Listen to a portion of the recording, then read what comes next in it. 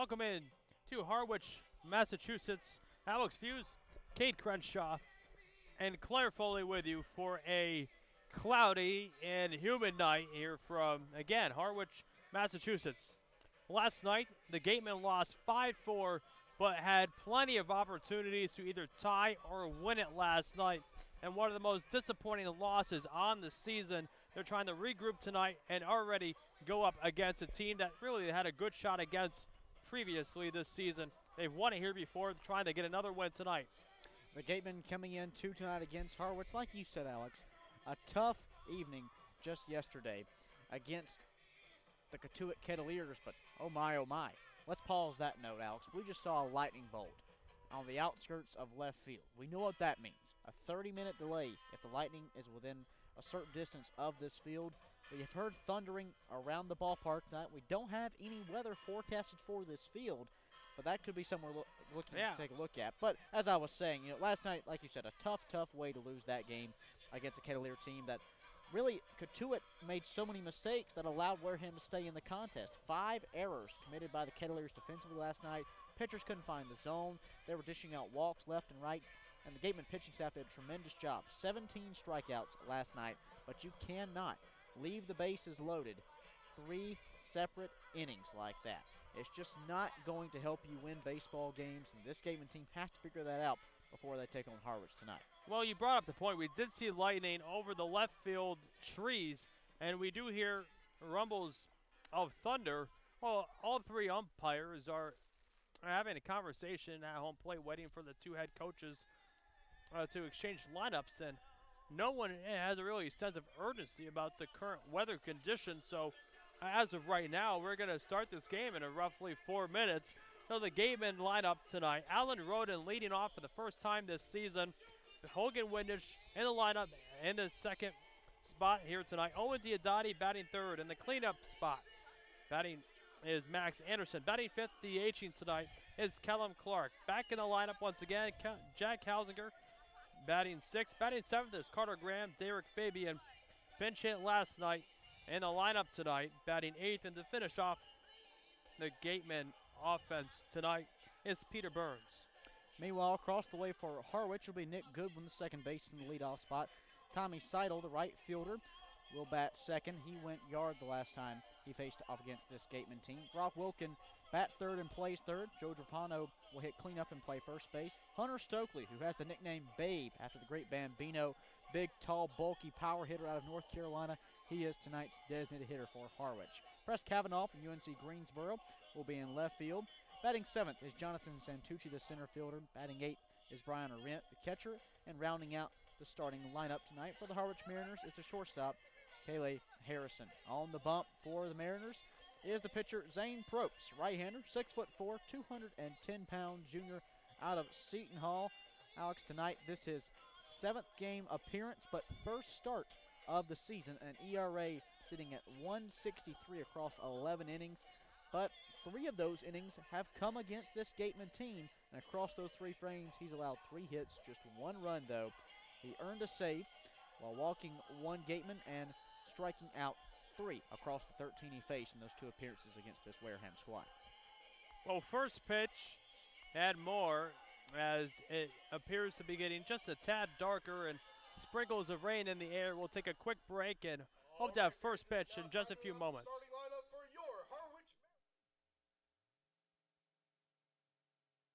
Each and every game here at Spillane Field is made possible by our sponsors. Let's take a moment to recognize Gateway Tavern, Coastal Orthodontics, Fairway Financial, Joanne Stevenson, Sullivan Wine and Spirits, Deb Levesque Massage Therapy, the Law Office of Mark Deshays, Office Technology Group, J&M Baseball Academy, South Coast Health, Minkle Boys Catering, 80 Makepeace, Reed Custom Soils, Soft as a Grape, Bay Motor Inn, Point Sign, Wareham, Sipicon and Dartmouth Week, Cranberry Self-Storage, Village Signs, the Law Office of Lang, Exaferris and Bullard, Reedy, Kiernan and McNally LLP, Robertson's GMC, Effie's Homemade, Wareham Country Market, the Wareham House of Pizza, Robbery's Tree Service, Patty Wild, Onset Bay Association, Select PT, El Mariachi, Water Whiz, and Cool Cone. Thank you once again to our sponsors of your Wareham Gateman.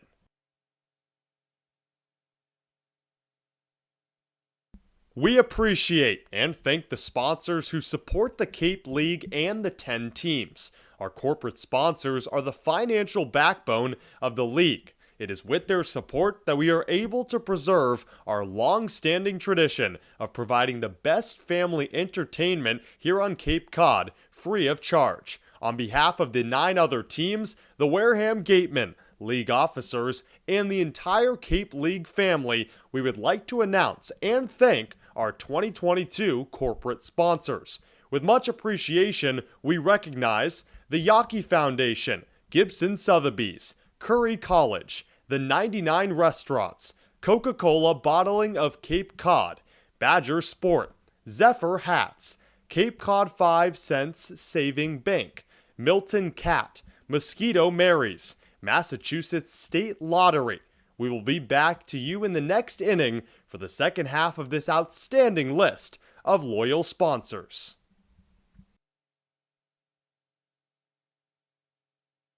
Continuing with our corporate sponsors, we also want to recognize and thank Franklin Sports, Cape Destinations, Sullivan Tire, Highline Cruises, Barnstable Bats, Sunderland Printing, Axis Bats, Cape Space, Christmas Tree Shops, UFOs, T-Mobile, Boston Better Business Bureau, Fairway Financial, Rogers Gray, and of course, thank you to Major League Baseball for over 50 years of support. Gateman Baseball is officially sponsored by Robertson's GMC, the truck professionals. Located just 2 miles away on Cranberry Highway, Robertson's GMC, we are professional grade, power like a pro. Whether it's life insurance to safeguard your loved ones, an umbrella policy to protect your teen driver, or making sure your home is covered from storm damage, Rogers Gray is there to guide you. Insurance is more than just a box to check. Trust Rogers Gray, a proud sponsor of the Cape Cod Baseball League. The Gateman would like to thank Wareham Country Market for helping to feed the Gateman players and staff after games. They are located about a quarter of a mile from the field on Route 6, offering a convenience store, a Dunkin' Donuts, and a deli. Need physical therapy? Select Physical Therapy works directly with you and your physician to create a plan of care that meets your goals and needs, with 6 locations on Cape Cod and more across the country. Select Physical Therapy is the official provider of athletic training for the Wareham Gatemen.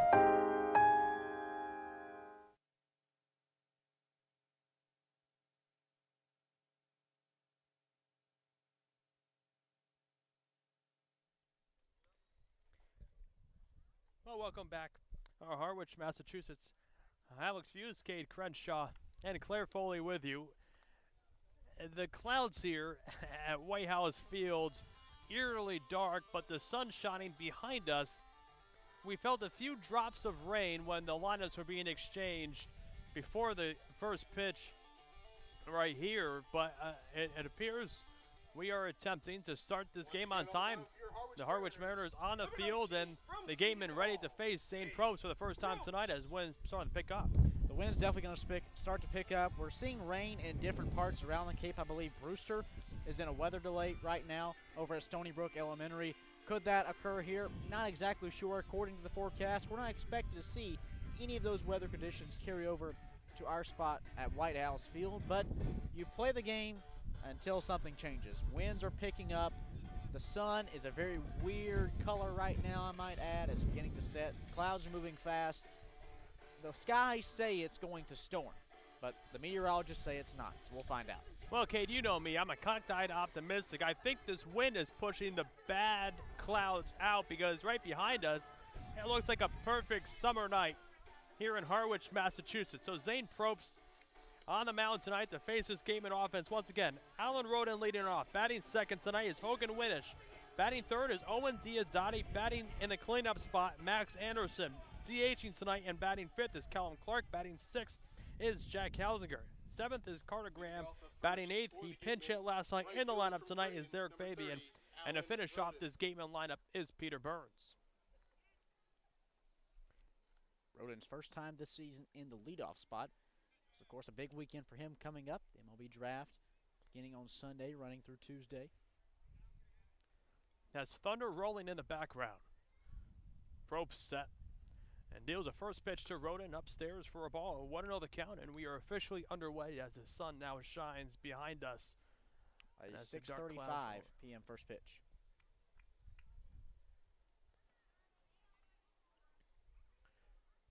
Probst a high leg kick, deals another strike. 1-1 the count.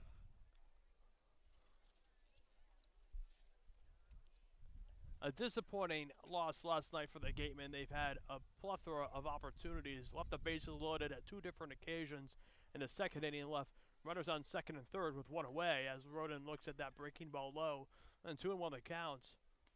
But that's really been the story of this Gateman team this summer. They had so many great opportunities, but they've never been able to get the big hit, which is why this team could be so dangerous if everything starts clicking at the right time. 2-1, grounded on the left side over to Harrison at short. Makes a long throw to Vetrano at first. Not in time. A great job by Roden in the leadoff spot to get on first with nobody out here on the top of the first. How dangerous of a leadoff hitter is Alan Roden? A left-handed stick with power, good speed on the base paths. We talked about tonight being his first game in that position in the order, but he may just fit it perfectly. Well, it makes sense. I mean, the leadoff spot and the two spot in Hogan Windish back in the day. All right, the classic old school baseball minds would usually hit their best hitters either third or fourth. Well, yeah, you still want a good hitter in those spots. Usually nowadays, you put the best players either leadoff or in the two spot as Windish cuts and misses on that pitch. 0-1 the count. The Yankees usually bat Aaron Judge, either leading him off or hitting him second. Mookie Betts with the Dodgers, same thing. 0-1 to Windish, grounds that one foul down the third base side. 0-2 now to an all-star candidate here in this Cape Cod League in Hogan Windish. As the sun now peering out, and the dark clouds breaking up and moving away from White House Field, and the humidity going away. Probst will check over to first. Roden dives back safely. Alan Roden 1 for 2 this season on stolen base attempts.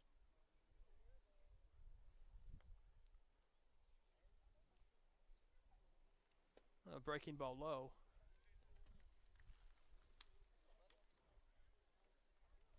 One ball, two strikes here on Windish.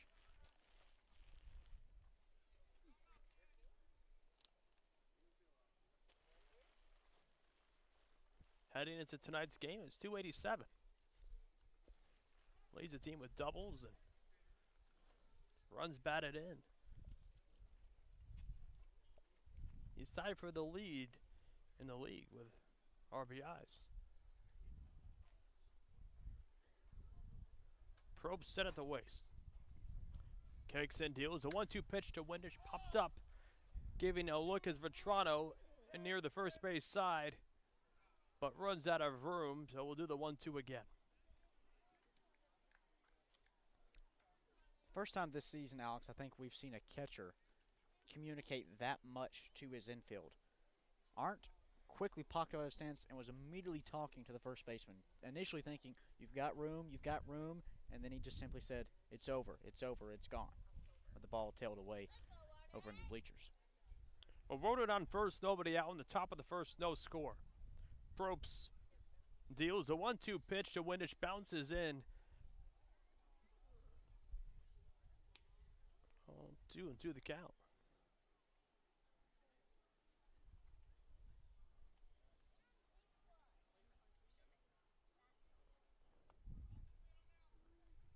Kavanaugh in left for the Mariners, Santucci in center, and Tommy Seidel in right. He's played the Gateman the hardest out of everyone on this team. Breaking ball, cut on and miss. 1 out here in the top of the first. Now batting for the Gateman, first strikeout of the night from Oregon, for Zane Probst. Good fastball, low and away. Owen just has had that tendency, hasn't he, Alex? Just to give chase to a lot of those pitches that tail off.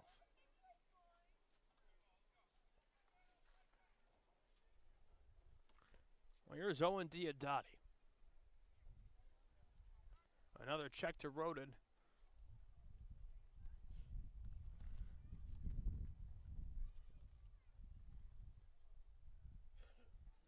Righty-lefty matchup between Probst and Diodati here. The pitch, cut on and miss. Fastball low. 1 on the count.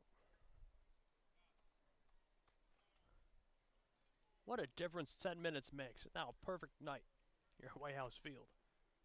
The storm clouds moved away quickly. We felt those wind gusts coming in. Like you said it, Alex. They're just pushing the bad stuff out. 0-1 to Diodati. Taken for a called strike on the inside part of the plate. Now Probst ahead, 0-2.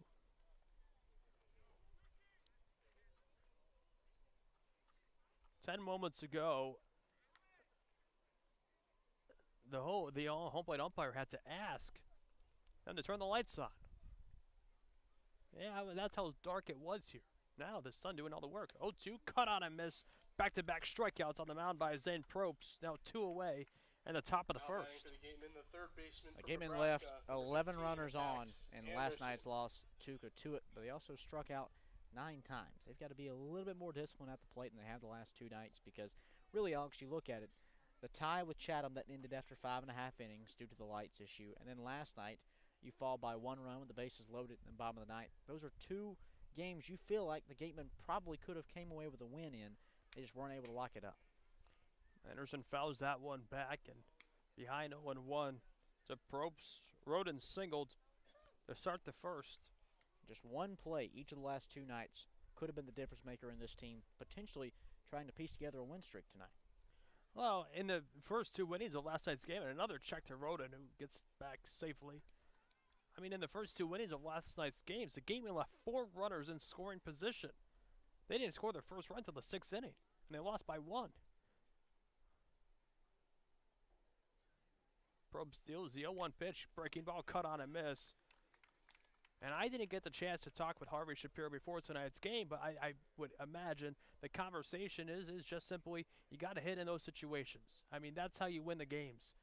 You never know when there's a 1-run difference. You got to hit in those clutch spots if you expect to win. They know this. 0-2 pitch, fouled away. On to the count. I mean, that's been the story this summer, right? I mean, the games that the Gatemen have won, it's really when they get the big hit.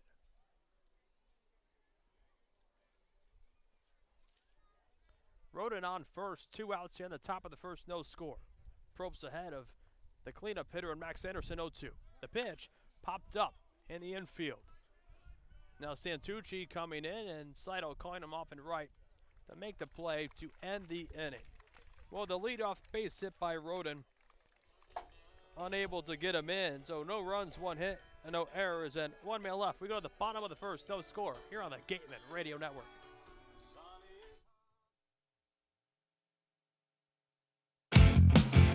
Mosquito bites and ticks. No, yikes! When the bugs get scary, just call Mosquito Mary's 866 Ask Mary, or visit us at mosquitomarys.com. The 99 Restaurant and Pub is proud to be a sponsor of the Cape Cod Baseball League. Visit your local 99 and try their famous Colossal Lobster Rolls, piled high on a grilled brioche and served hot buttered or just the right amount of mayo and celery with fries and coleslaw. The 99, always the real deal.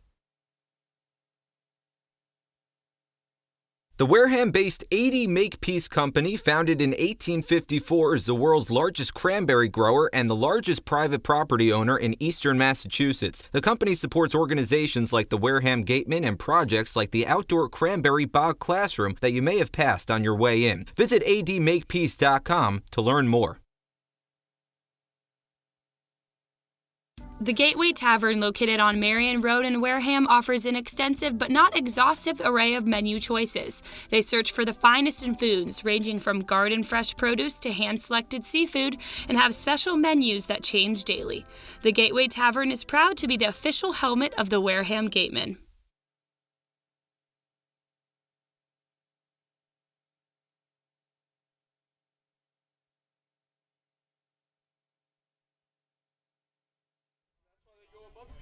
Well, we go to the bottom of the first. No score here from White House Field. It will be Nick Goodwin, Tommy Seidel, and Brock Wilkin due up for the Mariners. Against Jason Woodward, the right-hander out of Florida Gulf Coast University. Woodward this season enters with an .853 ERA across his previous 4 starts with 12 2/3 innings pitched, 19 hits surrendered, 12 runs, all which have been earned, 3 walks, and 9 strikeouts, no decisions on his win-loss record this season. For Woodward, going to work against a Harwich team. First time he's faced the Mariners this season.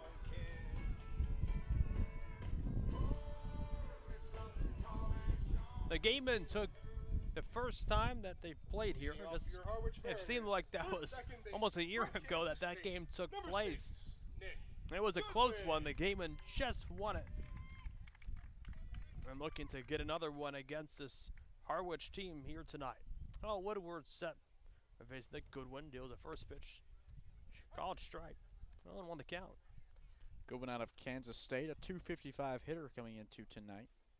5 home runs in the leadoff spot. That one line to left, base hit, and that will go all the way to the wall right in front of the 330 sign, going over his wind dish. It's a leadoff double on the second pitch he saw from Woodward, and Goodwin on second base in a hurry here at the bottom of the first. Now batting for your Harwich Mariners, the right fielder from And that was the Achilles heel of Jason Woodward in his last outing against Hyannis, Alex. He only gave up 7 hits, but 4 of them were for extra bases. He has to limit the big swings from the Mariners tonight. Oh, Woodward now out of the stretch with a runner in scoring position, and Nick Goodwin deals to the guy who really were the Gateman kryptonite the last time they played here in White House Field. Tommy Seidel was involved in almost every scoring play. He takes a fastball inside, 1-0 the count.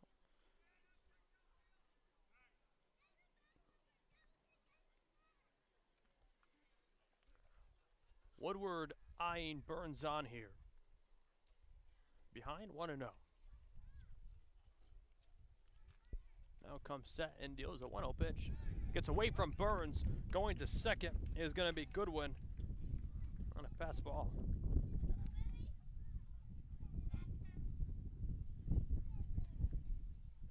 Brock Wilkin on deck.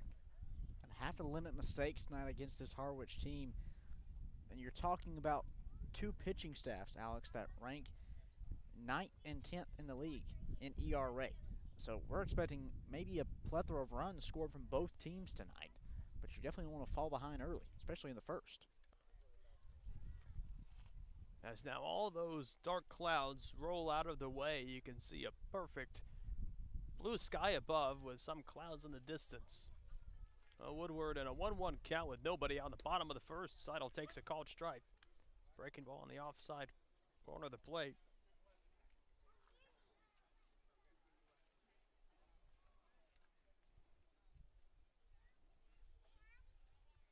Oh, 1 ball, 2 strikes here on the righty Seidel. The 1-2 pitch, a breaking pitch buried in the dirt, cut on and miss. And a throw down the first base is in time, 1 away, the bottom of the first.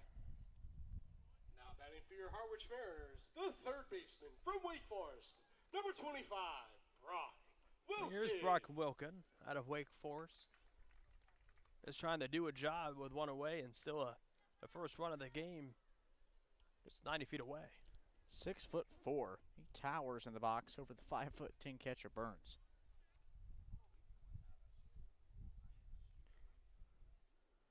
Woodward set at the waist. Kicks in, deals. A first pitch. A called strike taken. 1-1 the count.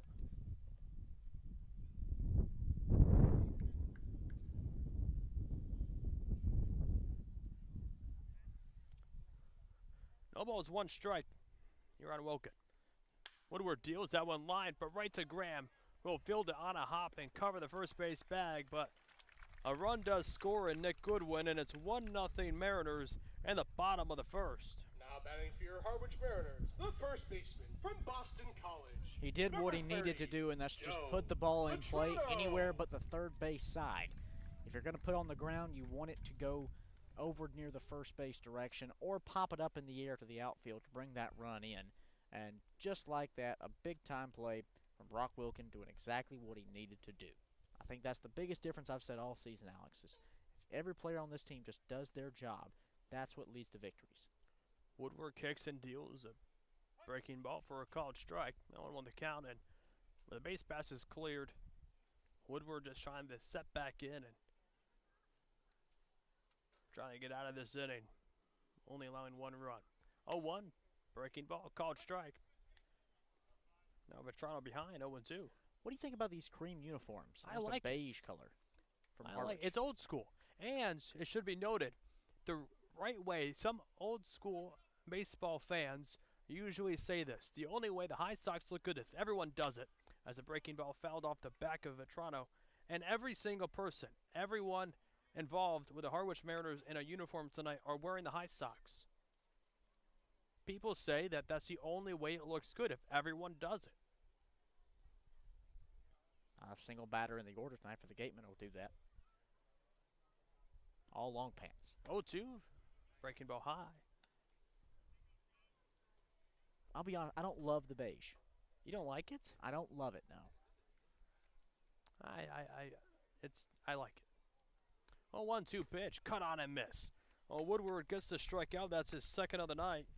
And we go to the top of the second. 1-0 Harwich, right here on the Gateman Broadcast Network. Stay with us.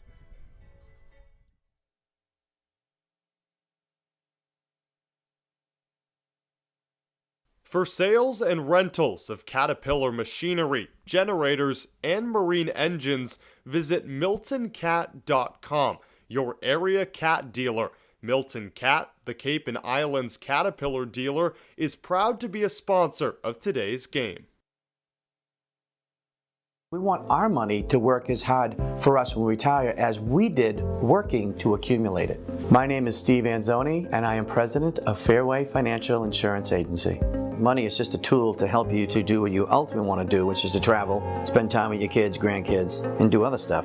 And I want to be the guy that's going to help you navigate the course of life to help you avoid those sand traps and get you onto the green and into the hole with greater financial confidence.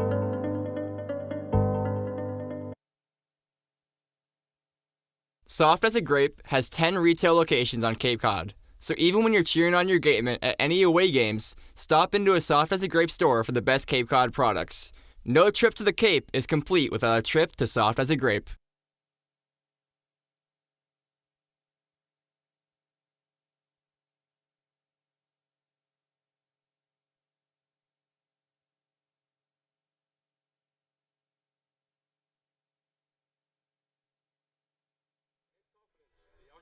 We go to the top of the second. 1-0 Mariners here on the Gateman Radio Network. It was a leadoff double by Nick Goodwin and able to get him in. Only one run given up, though, and it'll be Kellum Clark, Jack Halsiger, and Carter Graham due up for the Gateman, trailing for the first time tonight. Mississippi State number 7, Kellum Clark.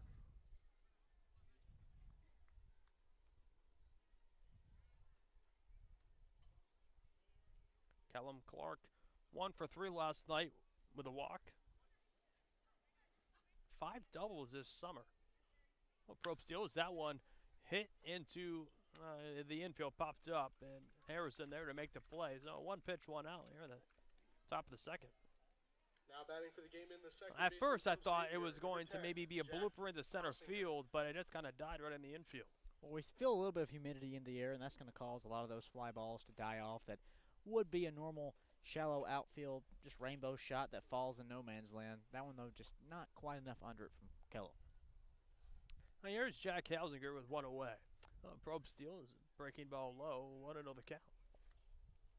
1-0 Harwich, and the top of the second inning.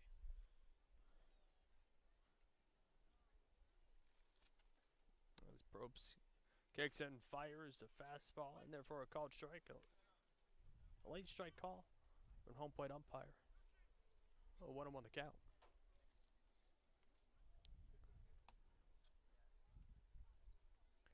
Probst fires a 1-1 pitch. Breaking ball low in the dirt. 2-1 the count. We've seen Probst this summer. Second time the Gateman has faced them.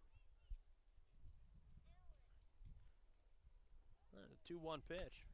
Fastball high. 3-1 the count. Seton Hall right-hander. Previous outings against the Gateman, total of 3 innings pitched, totaling 4 strikeouts. He allowed 1 earned run. 3-1 to the lefty, Hausinger. Stays high, so Hausinger works a 1-out walk. That's the first walk of the night from Probst. He's on first. Gateman, the first baseman from Stanford, number with 40, 1 away. Carter Graham. Here's Carter Graham.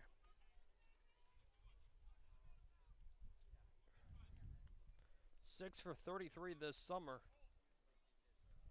Coming off a red hot spring, hitting .333 with 13 doubles and a Pac-12 best and 22 bombs. Just still looking to get settled in. Probst deals for a breaking ball for a called strike and 0-1 the count.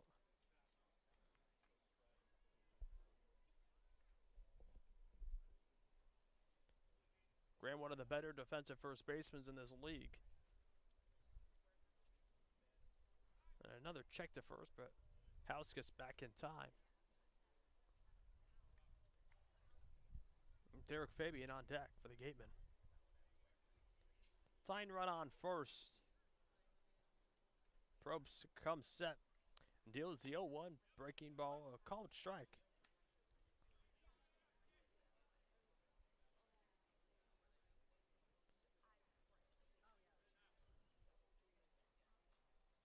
That one was a tough take.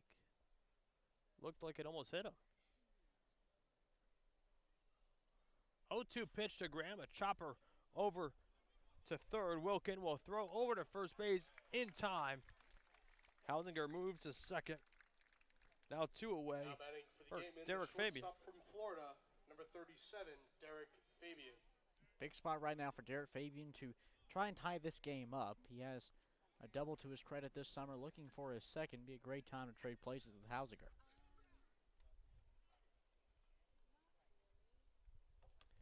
Came in last night in a pinch hit opportunity with a tying run just 90 feet away with 2 outs. I grounded out to end the inning. This Probst deals a breaking ball in at the hands, so 1-0 the count. Hausinger on second, 2 outs in the top of the second. Gateman down by a run.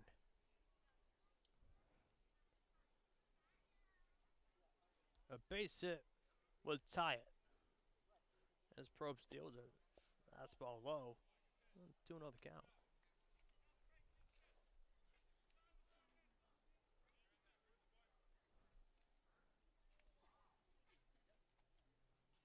Probst just grabs some dirt on the mound and now leans in and now set. At the waist, gives a look back to Hausinger and deals a 2-0, grounded over to Harrison as short, throws to Vetrano in time to end the inning. We go to the bottom of the second, 1-0 Mariners. Stay with us on the Gateman Broadcast Network.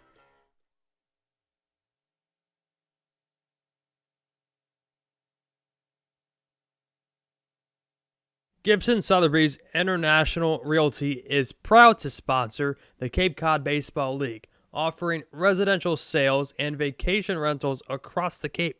We help you turn someday into right now. Each office is independently owned and operated. Sotheby's International Realty is a registered trademark.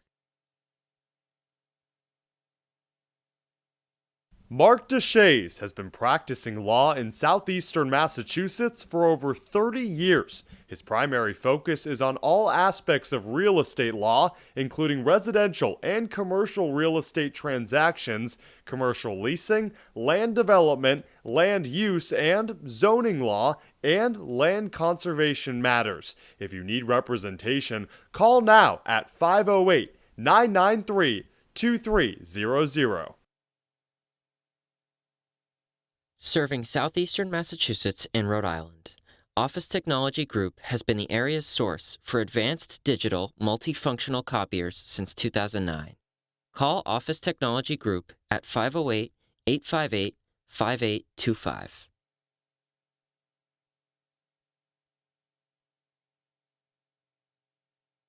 T-Mobile is proud to sponsor the Cape Cod Baseball League. T-Mobile believes that when small towns thrive, America thrives. That's why they're investing billions to bring fast, reliable, and affordable wireless service beyond the big cities to small towns across America. There's never been a better time to join T-Mobile. Visit T-Mobile.com/acrossamerica to find out more.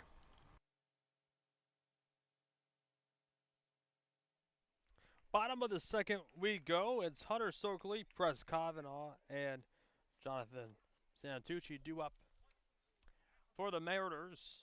They lead at 1-0 in the bottom of the second. Well, Soakley looks at a first pitch called strike. He thought it was a little low. Had a conversation with the home plate umpire and where that was. Oh, won the count. Stokely, a 6'3", 245-pound left-hander out of North Carolina. Breaking ball low. Oh, 1-1 the count. Do you know what his team nickname is? What's that? The Babe. Well, it makes sense. I mean, he has the figure of a lefty at the plate where it scares you if you're an opposing pitcher. And that one low and outside on 2-1 the count. I mean, there's a lot of them in this lineup. I wouldn't want to pitch to him. Well, as Woodward deals, fastball low. Now it's 3-1 here to Stokely.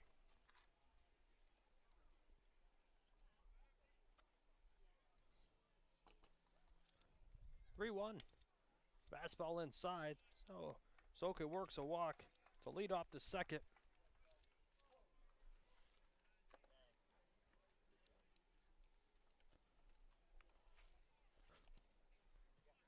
Now batting for your Harwich Mariners, Here's the left fielder from Press UNC Kavanaugh. Number 7, Press Kavanaugh. A UNC Greensboro teammate of Hogan Windish. Saw them share a hug before the game. Always good to see your own teammate on the other side of the field. Well, Stokely on first and breaking ball low to Kavanaugh. 1-0 the count.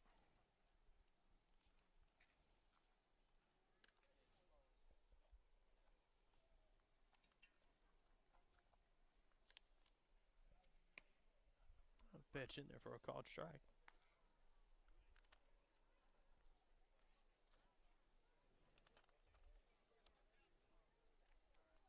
"20 home runs hit by this Mariners team." Let's put it into perspective. The game have hit 11.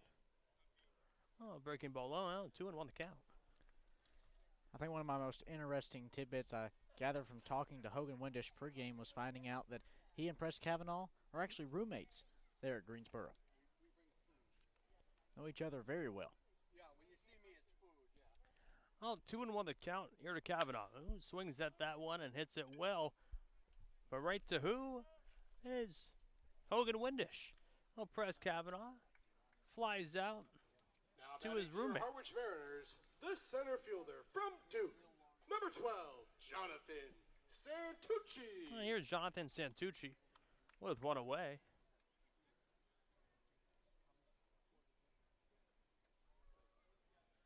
You have to think, maybe after tonight's game, Kavanaugh sends a text over to Windish. You couldn't just let that one drop for me. Just let it fall at your feet. Say you had a bad read. Possibly. Woodward deals to Santucci low. Oh, 1-0 the count. Woodward not even paying any attention to Stokely on first. Gives him a look, but no throw. On the 1-0 to Santucci is cut on a miss. Fastball, 89 miles an hour, 1-1 the count. Woodward not a pitcher who really dedicates too much attention to runners on the base paths. We looked at that game back against Hyannis, his last start, 8 stolen bases for the Harbor Hawks that night. 1-1 pitch, breaking ball, called strike, right. Lower part of the zone. Now 1-2 the count. Right at the knees. Santucci. Well, 1 ball, 2 strikes. Woodward set right at the belt. And kicks in, fires. A 1-2 pitch. That one rips foul out of play. Right to the fan sitting on the berm on the third base side of the field.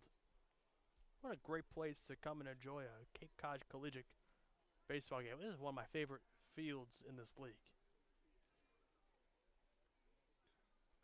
1-2 pitch, breaking ball, pushing Santucci off the plate this time, right at his ankles almost. Oh, 2-2 the count. You've got great bleacher seating on both sides of the lines with those berm spots. You know, some people just don't like the bleachers, want to bring their own chairs. All around a great ballpark here at White House Field. You could sit anywhere in the outfield. Not too many people are, though. Yeah, a handful. There's a few stragglers. Maybe once the sun sets, that might be a great place to sit. Different vantage point. A 2-2 pitch, low. Looked like it could be a check swing. Third base umpire said that. Santucci held up. Oh, now full count. Gives it a lefty, Santucci.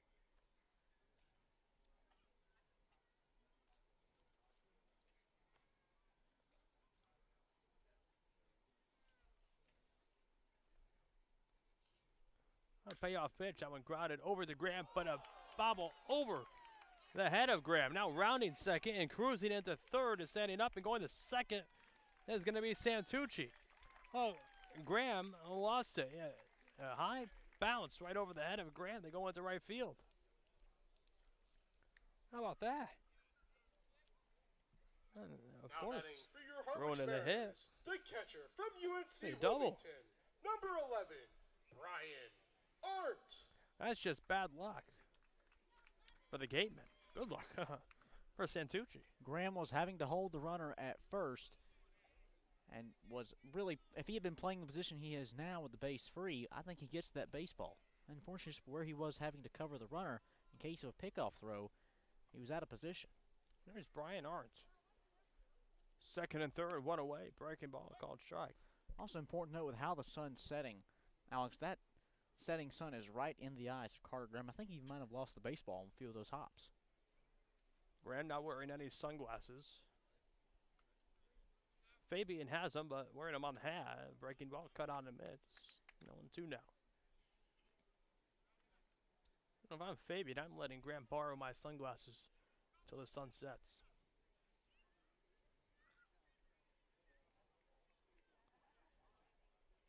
Woodward set it to waste. Second and third, 1 away in the bottom of the second. Breaking ball, cut on and miss. Now 2 away, and that's Woodward's third strikeout of the night. And a big one in that moment because he takes away the sacrifice opportunity from the Mariners as they would look to double their lead, go up on the Gateman by a pair. Instead, it sticks at a 1-0 deficit, but scoring threat still there. Runners at second and third. Well, Kalai Harrison, a big spot, another lefty that Woodward will have to face this inning. The Mariners have a 1-0 lead. It was a leadoff double, the bottom of the first by Nick Goodwin on the second pitch he saw.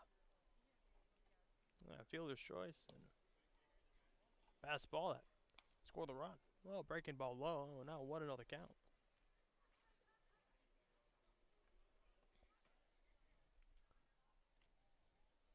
Stokely on third, Santucci on second. 2 outs in the bottom half of the second inning. The 1-0 pitch, high fly ball to Windish and left, who will just move back by 2 steps to make the play and end the inning. Now no runs on 1 hit, no errors, but 2 Mariners left. And after 2 innings of play, it's 1-0 Harwich. Stay with us on the Gateman Broadcast Network.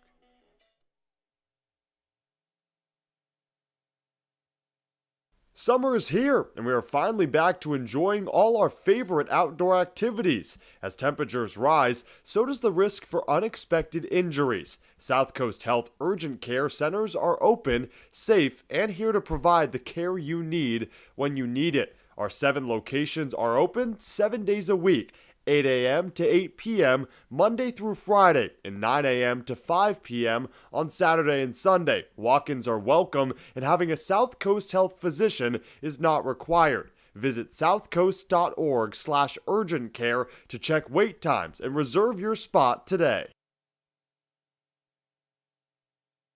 Want your daily dose of news? Lucky for you, Wareham, Sipicon, and now Dartmouth Week has you covered. Whether you live in Wareham or in the surrounding areas, you can count on up-to-date news on sports, schools, and even the fine arts, courtesy of the partnership between Wareham, Sipicon, and Dartmouth Week. Head to theweektoday.com and search Wareham, Sipicon, or Dartmouth for more.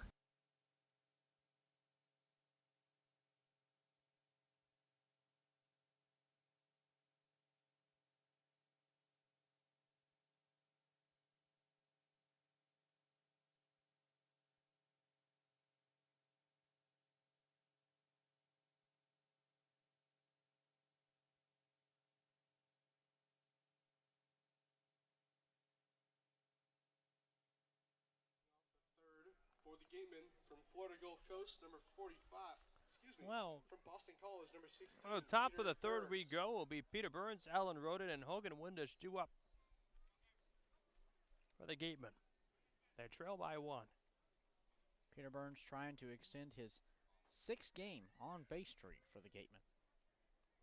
As Probe steals a fastball or a called strike. Now, let me ask you this, because Burns didn't have a plate appearance last night. Does the on-base streak still go, even though he went into the game? It continues because he did not have an at-bat. So there was no opportunity for the streak to technically end. 0-1, that one fouled away. Now, Burns behind, 0-2.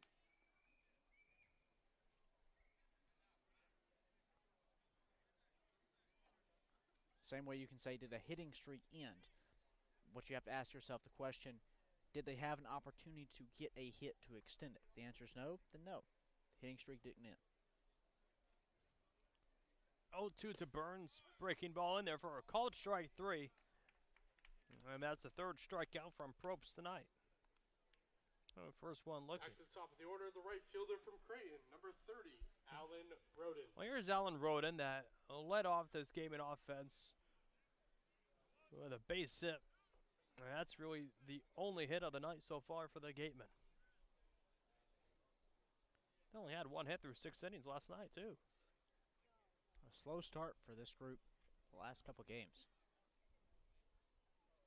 Oh, nobody on with 1 out. Here's Alan Roden. Breaking ball low. 1-0 the count. Gatemen 5-3-2 in their last 10 games coming into tonight. That ranks them 4th place in the West Division. 4 points out of 3rd from Bourne. 9 points out of 1st in Katuitt. 1-0 hit the other way out of play. Evens up the count. 1-1. And really, Alex, you can look at it one of 2 ways. The Gatemen are 4 points out of 3rd and also 4 points out of last. That's how far back Falmouth is. 22 points. The Gatemen 26. Bourne 30.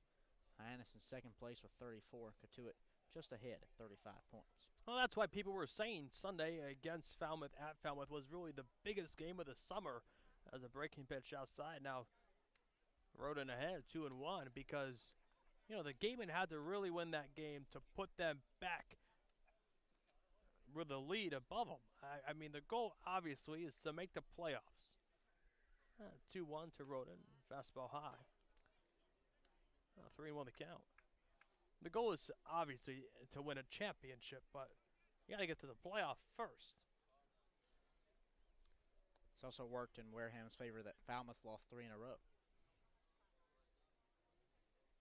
3-1, breaking ball low. So Roden worked to walk, and as a job of a leadoff runner, he's done a great job in getting on base. And that's Probst's 2nd walk of the night. Number 18, Hogan Windish. Well, here's Windish, who struck out swinging in the 1st. You can't ask more of Roden in his first night as the leadoff hitter to reach base in each of the first 2 plate appearances he's up. One of only 2 Gatemen to reach so far. Jack Hausinger drew a walk back in the 2nd. He wouldn't move away from first base.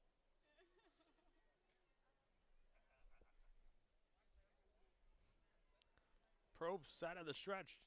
There's a pitch that got a piece of Windish on a swing, though. 0-1 on the count.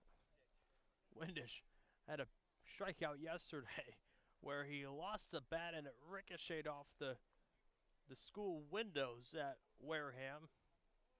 Didn't break the window and didn't break the bat using that bat here tonight. Those windows reinstalled a few years back with bulletproof glass, just for the simple fact of mostly baseballs, but I guess the occasional bat flying into them. I've never seen that before. 0-1 the count here to Windish with Roden on first, 1 out in the top of the third. Gateman down by a run. Probst, another check over, but Roden gets back in time.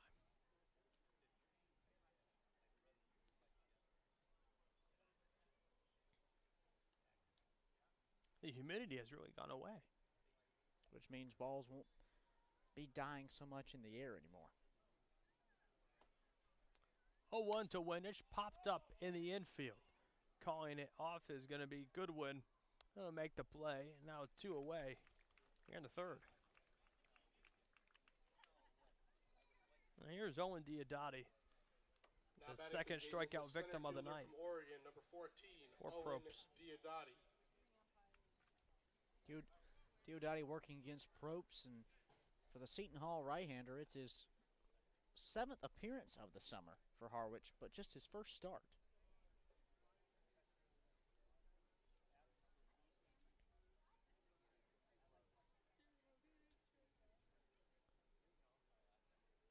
Pitch to Diodati, high fly ball to left. Kavanaugh moves in to make the play and end the inning. Well, no runs, no hits, no errors, and 1 Gateman left now after 2.5 of play. It's 1-0 Harwich. Stay with us on the Gateman Radio Network.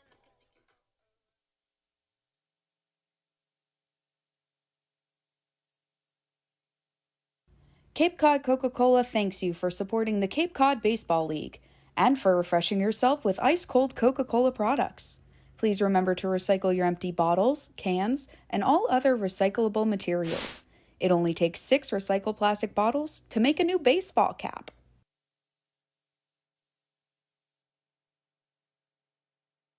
Reed Custom Soils is New England's leading provider of lightweight planting soil for green roof installations and is the exclusive New England supplier of stabilized stone dust. Reed Custom Soil services over 300 golf courses and provides unique blends to fit your needs, all by experienced precision blenders. To learn more about how Reed Custom Soils can serve you, call toll-free 1-800-924-5335 or head to reedcustomsoils.com. Wareham House of Pizza has been serving Wareham and Marion for over 40 years with steak and cheese, pizza, and subs. Located in Shaw's Plaza, head on over for pickup or let them deliver to you.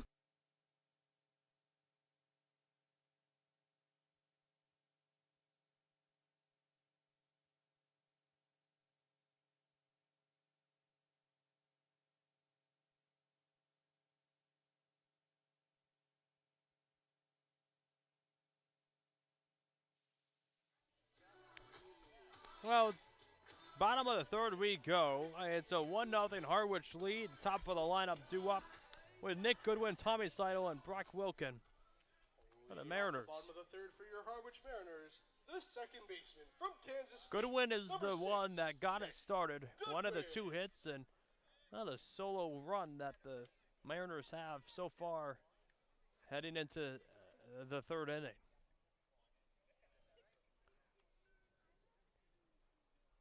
Well, first pitch swinging, popped him up once again in the infield. Calling it off is going to be Graham. Make the play right near the pitcher's mound.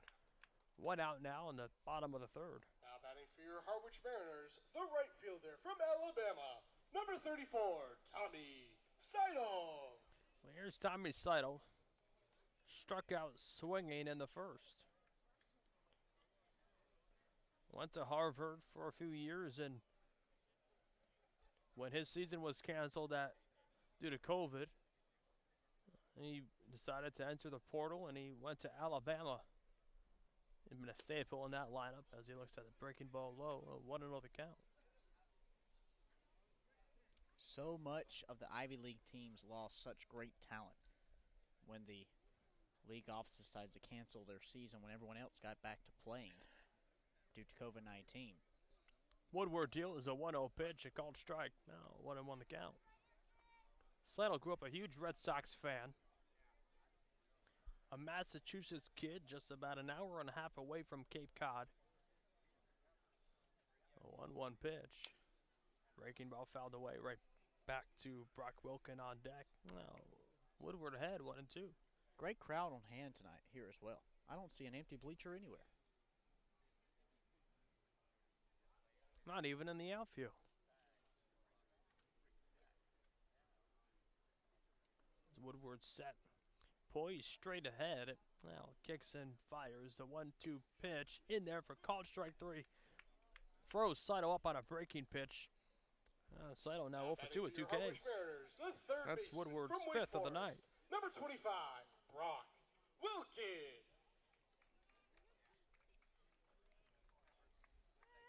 Now here's Wilkin, grounded into a fielder's choice. An RBI in the first. That's really been the only difference maker so far in tonight's game, just a 1-0 score. Woodward fires a first pitch strike to Wilkin. Ahead 0-1. Goodwin doubled to lead off the bottom of the first inning, and he would represent the game's only run scored so far. Meanwhile, the Gateman offense has been quiet, just one hit. 0-1. That one grounded up the middle, through for a base hit. A 2-out knock by Wilkin continues the third. There, White House Field. Harwich Mariners, the first baseman from Boston College, number 30. Woodward Joe got the ground ball, but it was right up the middle, and both Fabian and Hausinger couldn't get there in time. Here's Joe for Toronto, a home run hitter out of Boston College. See he and Peter Burns exchanging a smile and maybe some pleasantries as he steps in the plate, collegiate teammates. Last time we were here, Peter Burns was throwing dirt on him. Woodward deals a breaking ball low. You're right, I had forgotten about that. Just picked up some dirt on the ground and threw it on his, right on his cleats. 1-0 pitch. A high pop-up that moves into left. Windish calling everyone off to make the play to end the inning. Well, no runs on one hit, no errors and one Mariner left. We go to the top of the fourth. 1-0 Harwich. Stay with us on the Gateman Radio Network.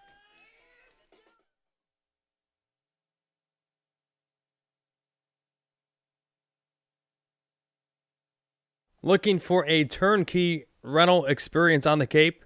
Gibson Sotheby's International Realty has a dedicated team of rental professionals ready to provide homeowners and guests with exceptional service.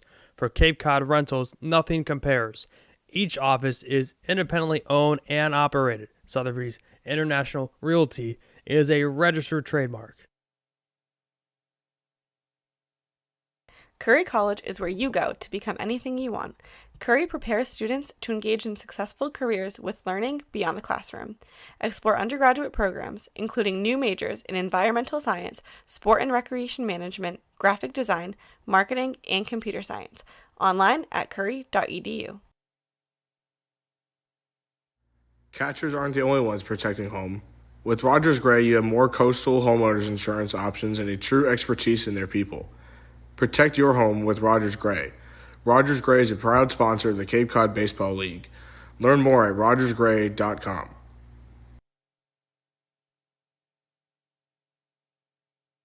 One of the Gateman's favorite places for their post-game meals is Cool Cone, where you can get anything from fried clams and fried chicken to an ice cream sundae, and then top it all off with a round of mini golf. Cool Cone, located on Route 6 on the Wareham-Marion line.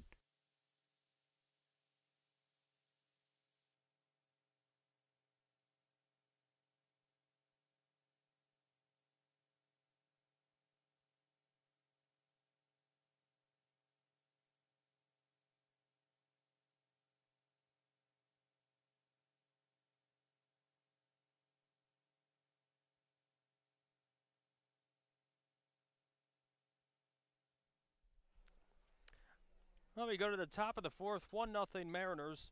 It's Max Anderson, Kellum Clark, and Jack Hausinger due up for the Gateman. Zan Probst back on the mound, fires the first pitch swinging and drills it, and that will split the gap. Anderson thinks about two, but will stick with a leadoff single here in the fourth. The Gatemen begin the fourth the same way they did the first, with a leadoff base hit, just their second of the game. Here's Kellum Clark, popped up in the infield, back in the second. That was the second hit of the night. Anderson getting the first Gateman hit since the first inning. Well, Anderson on first with nobody out. In the top of the fourth. And here's Kellum Clark trying to change that right here. Probst steals a breaking ball low. A good stop there from Lawrence. Keep it in front of him. 1-0 the count. Only activity in the Harwich Mariners bullpen is a catcher trying to be a pitcher and having some fun out there. Tossing some warm-up throws in front of the bullpen mound. Working on some framing, it looks like. Always got to do some work. 1-0. Breaking ball, called strike. 1-1 the count.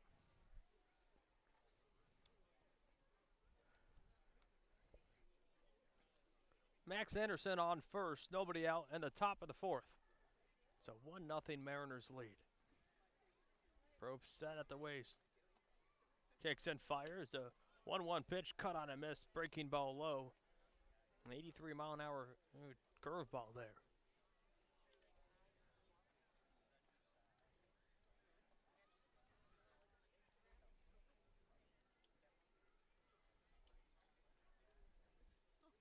Probst set. The 1-2 pitch to Clark, grounded right over to first. Vetrano goes to Harrison, over to first in time to turn a 3-6-3 double play.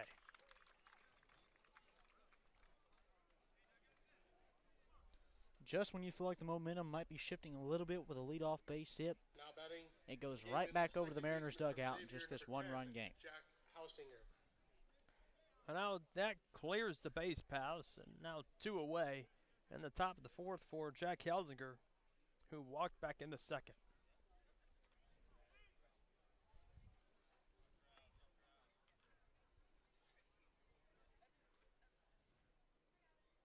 Probst fires in a fastball high. Well, 1-0 the count. Nobody on, 2 outs. In the top of the fourth, it's still a 1-0 Mariners lead. 1-0 pitch. Now broken bat, grounder right over to second. Goodwin fires to Vetrano in time to end the inning. No runs, 1 hit, no errors, and nobody left after 3.5 of play. It's 1-0 Harwich. Stay with us on the Gateman Radio Network.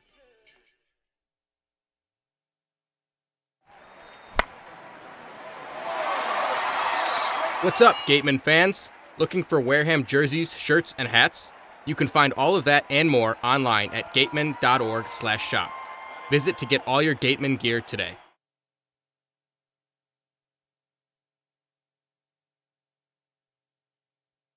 Hey Gateman fans, don't miss out as the Wareham Gatemen head to Worcester, Mass. to take on the Bourne Braves at Polar Park, the home of the Worcester Red Sox. This special game at Polar Park takes place Monday, July 25th with a 6:45 first pitch. Tickets start at just $10, so head to gateman.org to get yours today. Ladies and gentlemen, boys and girls, it's back! The 2022 Cape Cod Baseball League All-Star Game, presented by Milton Cat and hosted by the Wareham Gatemen, is back after a 2-year hiatus. The game will be played at Spillane Field, home of the Gatemen, on Saturday, July 23rd, 2022, at 7 Viking Drive, Wareham, Massachusetts. Gates open at 2 p.m., autograph sessions from 2:40 to 4:50 p.m., the home run hitting contest at 5 p.m., and game time is set for 6:05 p.m. For your safety, no coolers, backpacks, or other large bags of any kind will be allowed into the game. There will be several different concessions available for food, drinks, and other delights. Tickets are $5 per person and are on sale today at the concession stand or online at www.gateman.org. We look forward to seeing you all there.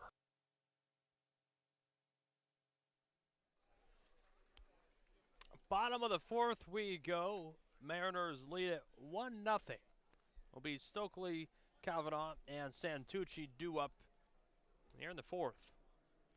Woodward deals. Breaking ball outside. 1-0 the count. Stokely walked back in the second. And 1-0. Cut on a miss. Nasty breaking ball there.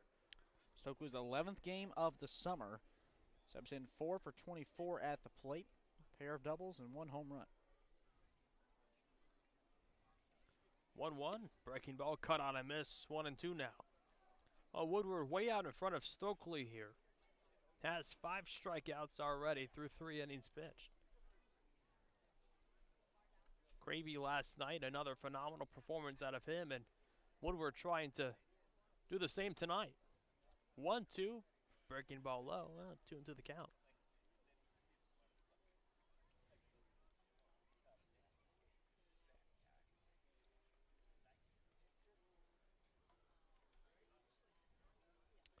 Two popped up out of play, right behind the third base dugout.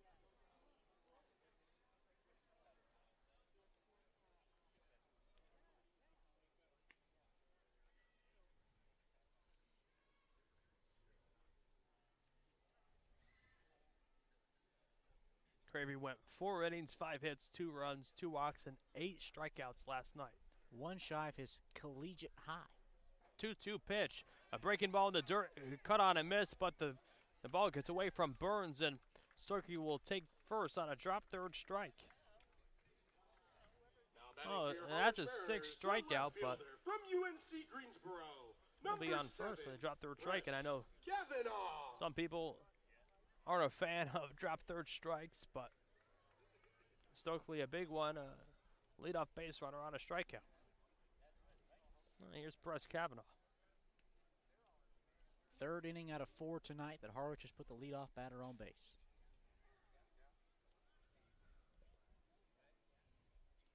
A breaking ball in the dirt, a good stop there from Burns. 1-0 the count. Kavanaugh flew out to Woodish, his collegiate roommate, back at school. Oh, pitch low.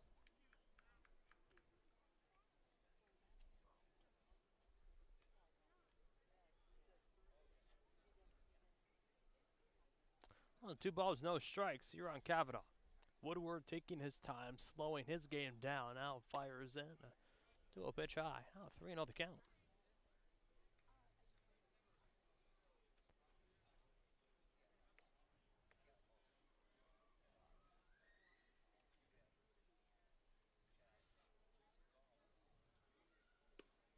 Pitch in there for a called strike. Oh, Kavanaugh took a 3-0 pitch. 3-1 the count.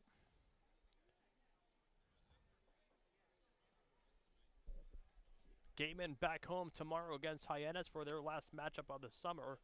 As a breaking ball taken inside, so now first and a second with nobody out, and that's Woodward's third walk of the night. Well, here's Santucci, doubled back in the second.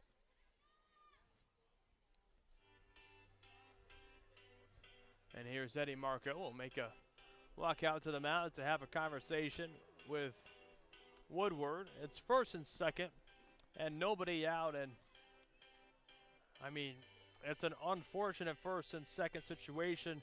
Woodward got the strikeout, but the pitch got away from Burns, and he reached first on the drop third strike. So there should have been 1 out and only a runner on first and Santucci.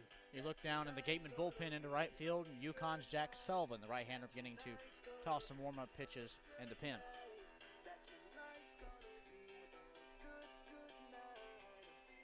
Here's Jonathan Santucci. Once again, batting for your Harwich Mariners, Eddie Marco, the center pitching fielder coach for from the Gateman, number 12, probably just went out there and went over, hey, this is a guy that hit a double. This is what you want to look for and how to attack him in this spot. Mariners up 1-0 in the bottom of the fourth.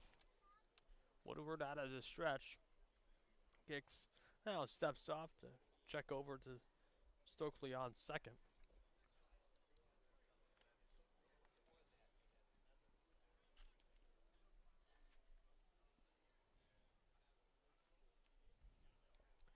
Now deals the first pitch, swinging, drills it deep to right field. Rodent back on the track at the wall. It is gone. Up for grabs. A 3-run shot in the bottom of the fourth to give the Mariners a 4-0 lead in the bottom of the fourth. Properties and Monomoy Real Estate and Construction. Together, we can knock hunger out of the park. First home run of the season for Jonathan Santucci. Doubled off of Woodward back in the second, this time with a 3-run shot that now gives them a 4-run lead here in the fourth. He's officially on cycle watch, Alex, and it was just a fastball left in the outer half, and Santucci didn't think twice. Crushed it to right field. And here's Brian Arndt.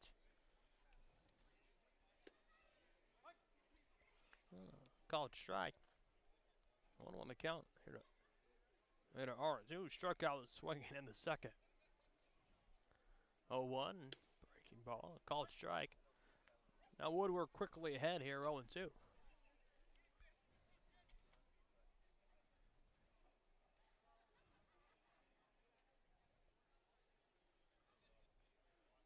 Nobody on, nobody out still. The 0-2 stays high right at the shoulders of Arndt. 1 ball, 2 strikes.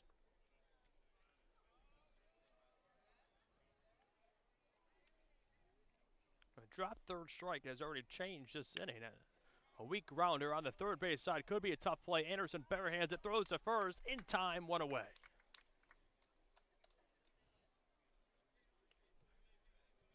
Now batting for your Harwich Mariners, the shortstop from NC State, number 35, Harrison. Kalai Harrison. With 1 away.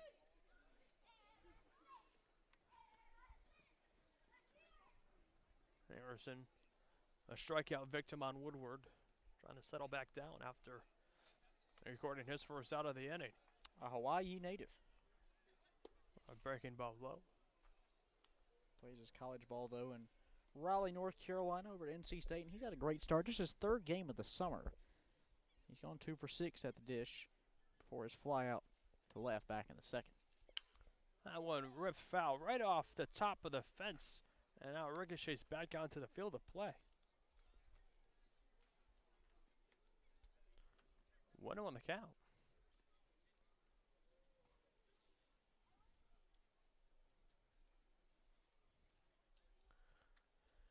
Nobody on, 1 out. Woodward deals a pitch, a high pop-up in the infield.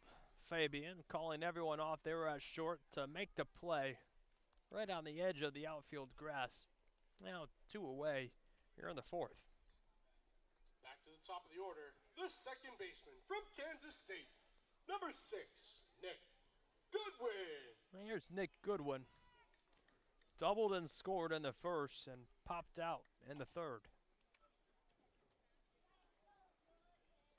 Woodward looking to respond to a 3-run home run by Santucci by ending the inning, working a 1-2-3-1. A bit shy. 1-0 the count.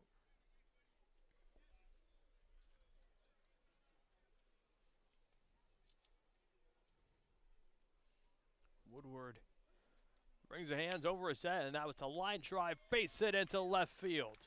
Stopping at first is Goodwin, and now he's 2 for 3 already on the night here in the fourth. For your Harwich Mariners, the right fielder from Alabama, number 34, Tommy Seidel. Here's Tommy Seidel.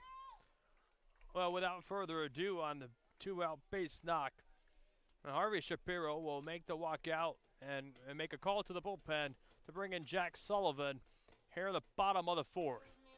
with Nick Goodwin on first and 2 outs in the bottom of the fourth. It's a 4-0 Harwich lead. Stay with us as Jack Sullivan comes in relief for the Gateman here on the Broadcast Network.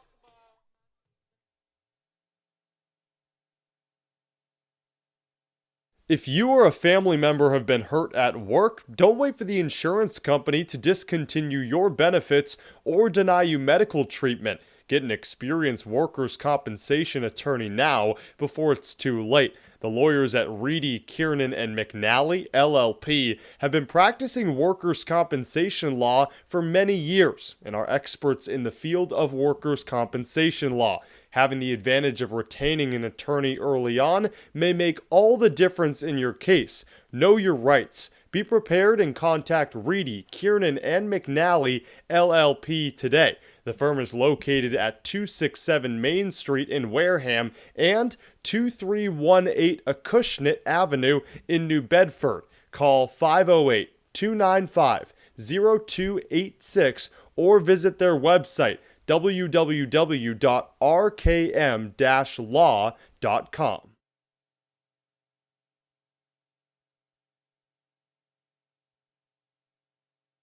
Cape Cod 5 is proud to be a long-standing supporter of the Cape Cod Baseball League and its contribution to the local economy as a treasured summer attraction.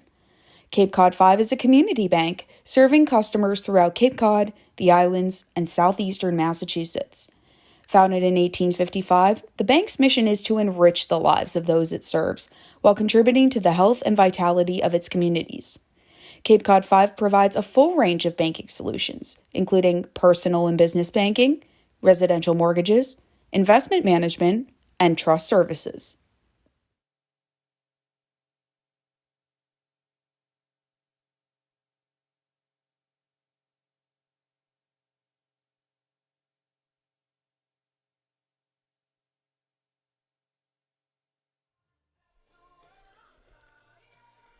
Well, welcome back to the Gateman Broadcast Network. It's Alex Feuz alongside Cade Crenshaw and our great Claire Foley with you. It's a good win on first with 2 away here, the bottom of the fourth, and new pitcher, Jack Sullivan, relieves Jason Woodward here in the fourth. Woodward gave up a 3-run home run to Santucci and recorded the next 2 batters, but with a 2-out base knocked by Goodwin, and Goodwin goes, and the throw down to second base is going to be not in time. Oh, and Goodwin with a stolen bag. Now another runner in scoring position. For Jack Sullivan, this is his 6th appearance of the summer. He brings in a 1-0 record and a 3.18 ERA across 5 2/3 with 5 hits, 3 runs given up, just 2 earned, a pair of walks, and 5 strikeouts.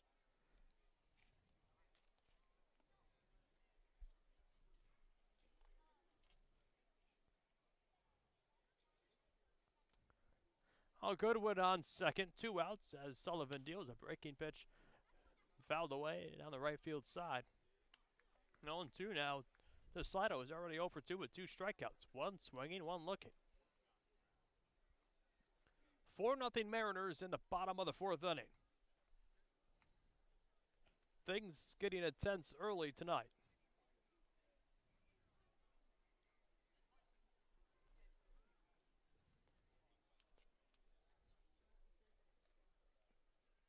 Sullivan right below the letters. He kicks and fires the 0-2 pitch, a breaking ball offered right over to Hausinger, who throws to Graham in time to end the inning. Oh, it was a 3-run bob by Santucci to give the Mariners a 4-0 lead. We go to the top of the 5th. Stay with us on the Gateman Radio Network.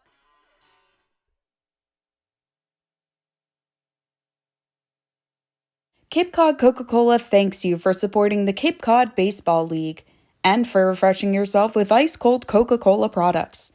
We offer over 400 different beverage choices on Cape Cod to quench every thirst, and more than 150 of those are low or no-calorie options.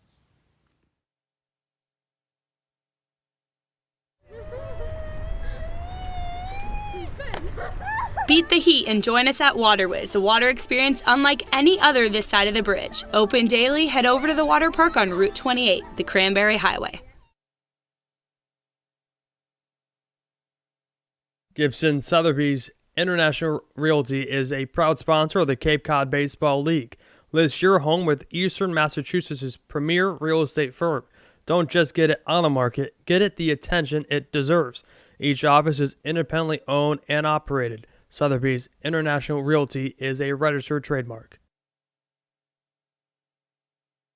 Whether a night at the tap room for pub grub, dinner for the family, or a full-service catered event, Minkle Boys Catering. Food with passion. Book your event today.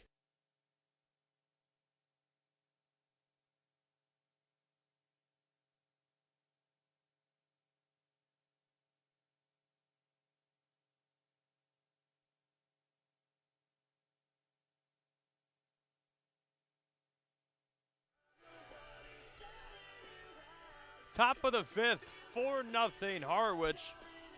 Here from White House Field, Alex Feuz, Cade Crenshaw, and our very own Claire Foley with you. It's Carter Graham, Derek Fabian, and Peter Burns do up the 7, 8, 9 hitters in this Gateman offense. Looking to get something going, down 4 now here in the fifth. They're going to have to. You trail by 4 runs, yet you've only totaled 2 hits tonight. The rhythm has to snap quickly before this one gets put away. Probst back on the mound for this is his 5th inning of work. Kept this off in just 2 hits. First pitch fouled straight back out of play. 0-1 the count.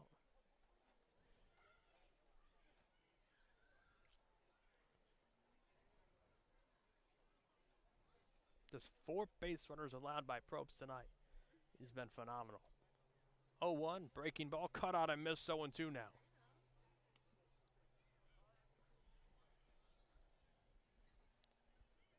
Nobody on, nobody out. It's a top of the 5th from White House Field.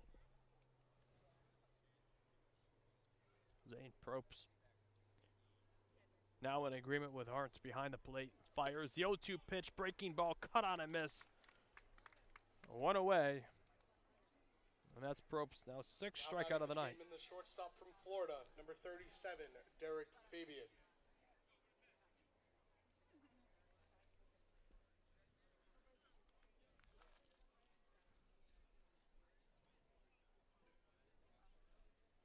Here's Derek Fabian with 1 away.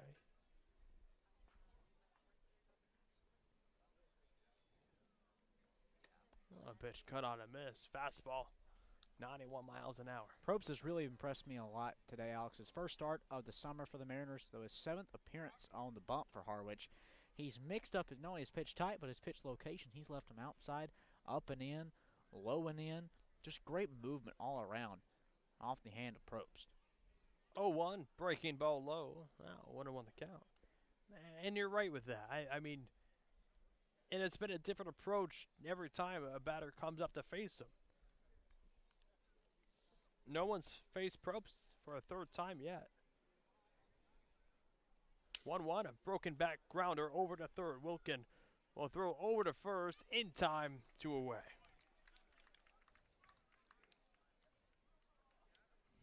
That's how you know there's movement on the baseball tonight, when that's at least a 3rd broken bat tonight. I mean, because the movement, the bats just can't catch up to it, and which means they're either late or early. That's what breaks the bats.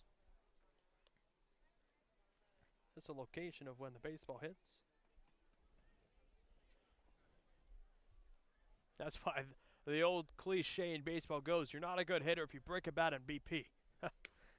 Fastball taken for a called strike. 0-1 to Burns now. Those bats are expensive, too. Well, sure. About $100 a stick. Especially nowadays with inflation. Nobody on, 2 outs in the top of the 5th. Burns couldn't catch up with the off-speed offering from Probst, now behind 0-2.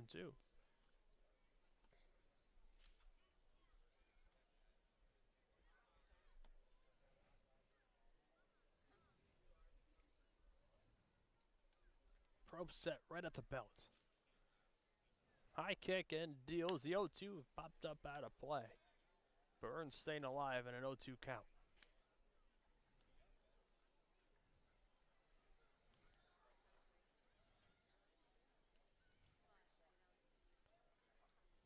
thunder rolling in the background about 5 minutes before first pitch.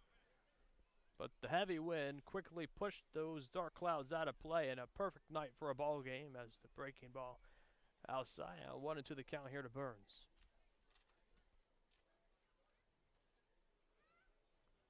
There is nothing better than baseball on the Cape.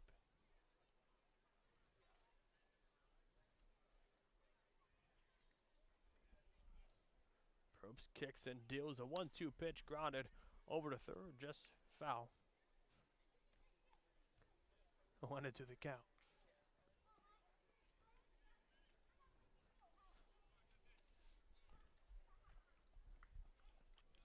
Just some light movement and stretching going on the Harwich pen, so you have to figure we're going to see Probst back out here for the 6th.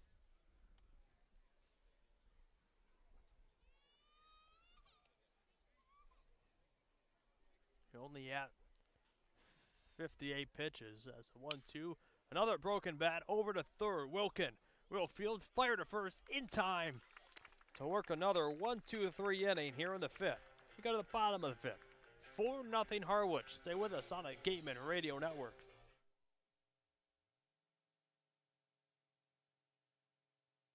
With competitive pay, state-of-the-art facilities, and opportunities in service, sales, accounting, HR, marketing, IT, and more, a job at Milton Cat, the Northeast Caterpillar dealer, is more than a career choice. It's a choice career. Visit miltoncat.com/careers to join their growing team. The Wareham Gateman would like to thank Franklin Sports for their sponsorship of the Cape Cod Baseball League. Franklin is yet again proud to be the official batting glove of the Cape Cod Baseball League.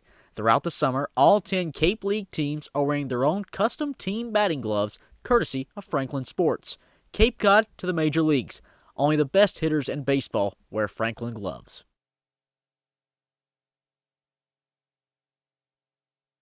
T-Mobile is proud to sponsor the Cape Cod Baseball League. T-Mobile is committed to serve those who serve, and that's why they go above and beyond for our active duty military, veterans, and first responders. Visit your neighborhood T-Mobile store or T-Mobile.com to learn more.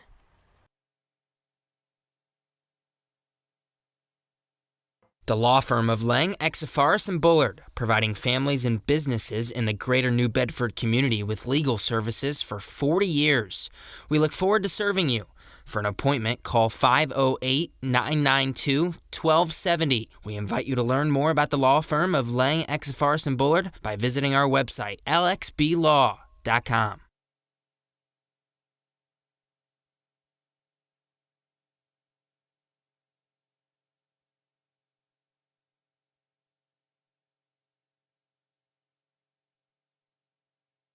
Third baseman from Wake Forest, number 25, Brock Wilkin.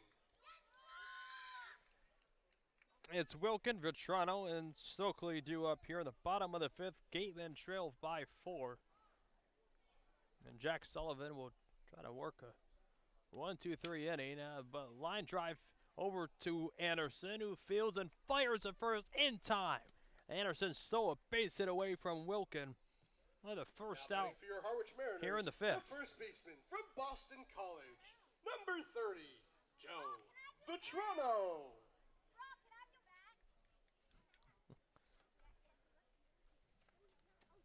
Oh, one away. Here at the 5th. Hey, shooter shot. Listen, little kid's next to us asking for one of the players' bats when he's at the plate. He may need that right now. No, he was asking Brock Wilkin, who just grounded out, but they had a break. He still needs that one. You're not going to give up a bat. That one fouled away. Did you ever catch a foul ball or have one thrown to you at a big league game? Yeah. I never have. Really? Never caught a foul ball at a game. I almost had one come in a press box one time. Well, it was before the game where like someone tossed you a baseball. Sure.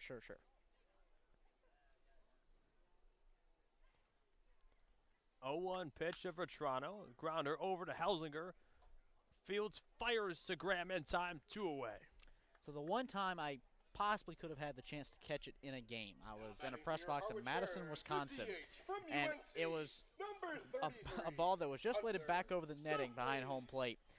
On such high exit velocity, Alex, this baseball hit the window sill and dented the window sill. Wow. There was no way I was going to be able to catch it.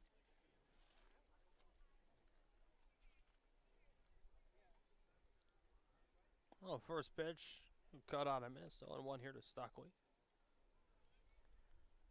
So where did it end up going? It hit off the windowsill and dropped down to the seating below. Oh. 0-1, cut on a miss, breaking ball. Now Sullivan had 0-2.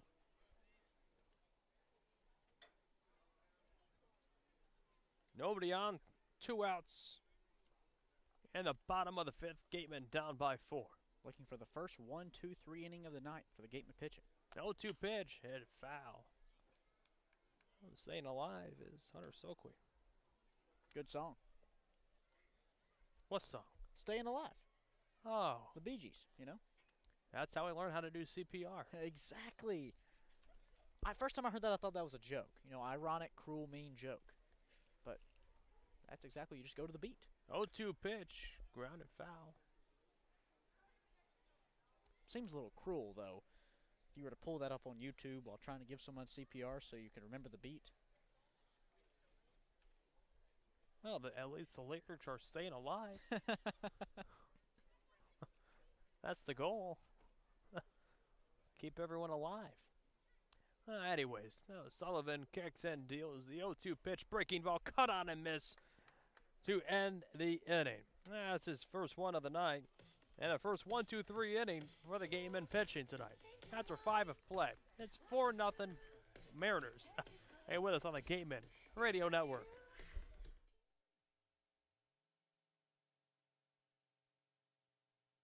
As a proud sponsor of the Cape Cod Baseball League, the Mass State Lottery is celebrating the games we love playing, from the baseball diamond to the many lottery games that help support all 351 cities and towns across the Commonwealth.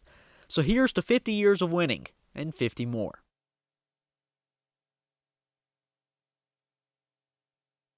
Cape Cod Coca-Cola thanks you for supporting the Cape Cod Baseball League. Cape Cod Coca-Cola has been proudly refreshing the community for over 30 years, and we're honored to support the CCBL and many other wonderful organizations on the Cape.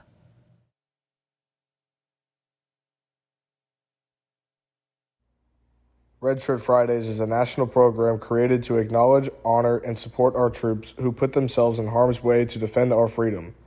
In support of this program, the Cape League teams will be wearing a specially designed red jersey every Friday.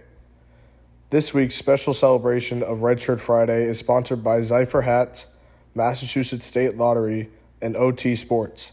Support our troops and join us by wearing red each Friday.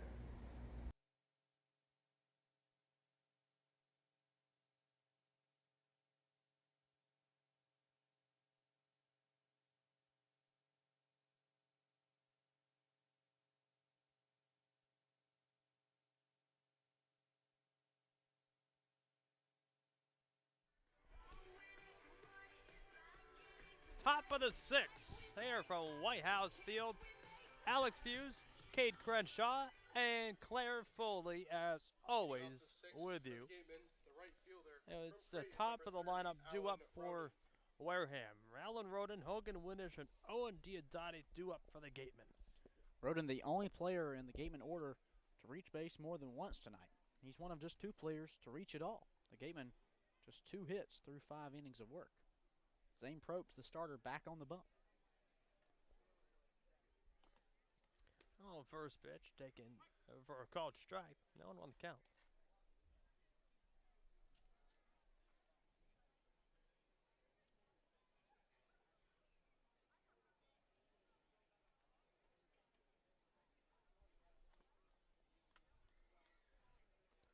Oh, 1 to Roden, breaking ball in the dirt. Oh, 1-1 the count. Roden, the only Gateman to reach base twice tonight. A single in the first and a walk in the third.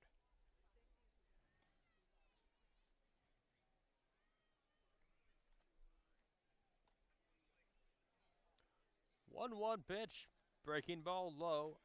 2-1 the count.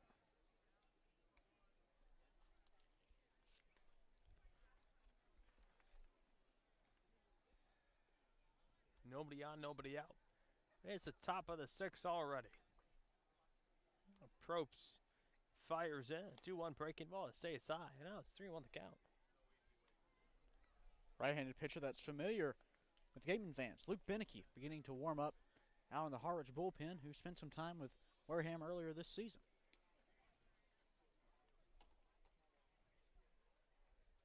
(3-1) Fastball fouled away. Full count here to Roden. Luke Beneke was the probable heading into tonight, and then the Mariners coaching staff decided to go with Probst here, and it's worked in their favor so far. Just 2 hits and 4 total base runners tonight. A payoff pitch to Roden. That one roped to left, but right at Kavanaugh, who covers a lot of ground to make the play in left field. One away here in the 6th. The left fielder from UNC Greensboro, number 18, Hogan Windish. Just stayed up long enough for Kavanaugh to make the play.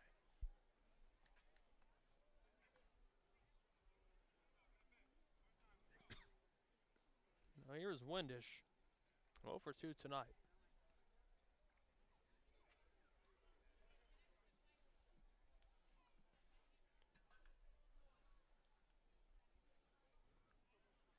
Breaking ball, high strike called to Windish. Home on the count. It would be odd, back-to-back days to face former Gateman out of the pen from an opposing team. Last night, Cameron Wagoner. Tonight, Luke Beneke. Well, 1 cut on a miss, and that's the breaking pitch there. And now Probst ahead, 0-2. The Gatemen, meanwhile, have yet to sign a player that was been released by another Cape League team this summer.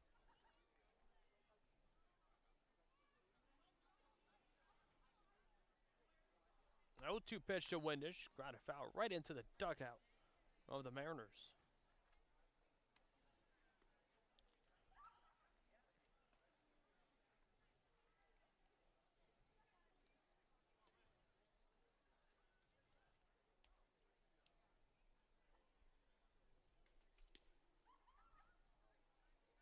Nobody on, 1 away. The 0-2 pitch to Windish stays low.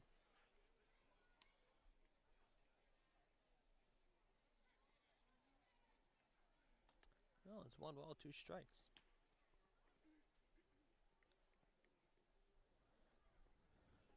A pitch to Windish. High pop up.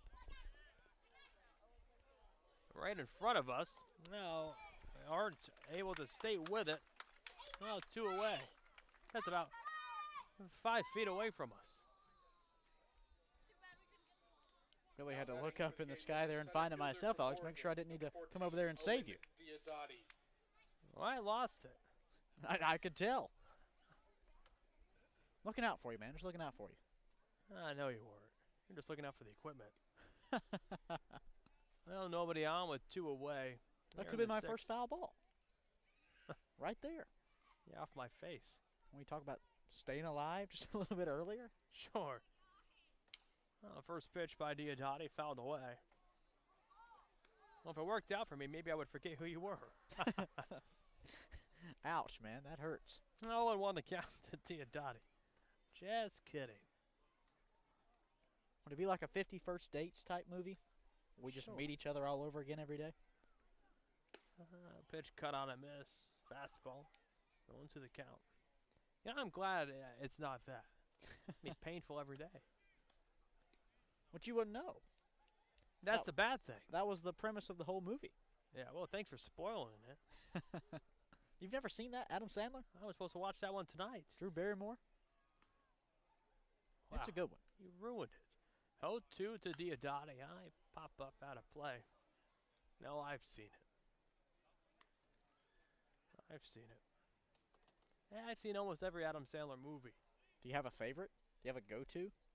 Well, Grown-Ups, I think I have to be biased. The first one was filmed in Wareham. Exactly. Over at Water Whiz. Proud sponsor of the Gateman. Nobody on, 2 outs here in the 6th. The 0-2 pitch to Diodati stays in for a called strike 3. Diodati doesn't agree with it, and that's his 5th strikeout of the night as Probst dealing all night long. We go to the bottom half of the inning. It's still a 4-0 Harwich lead. Stay with us on the Gateman Radio Network.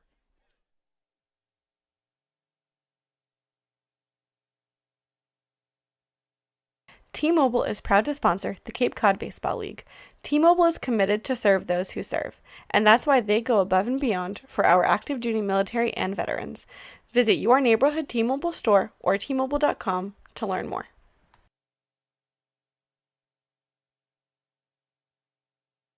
Looking for your dream home on the Cape? Gibson Sotheby's International Realty's dedicated team of real estate professionals are ready to make your dream a reality. Don't just look for a place, discover a home. Each office is independently owned and operated. Sotheby's International Realty is a registered trademark.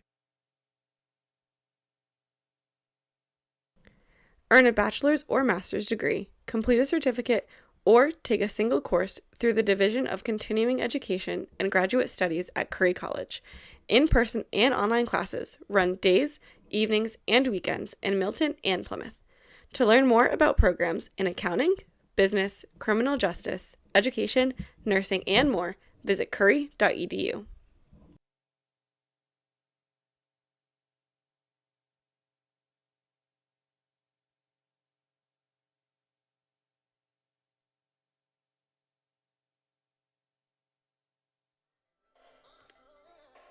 It's the bottom of the 6th here from White House Field, and well, the Mariners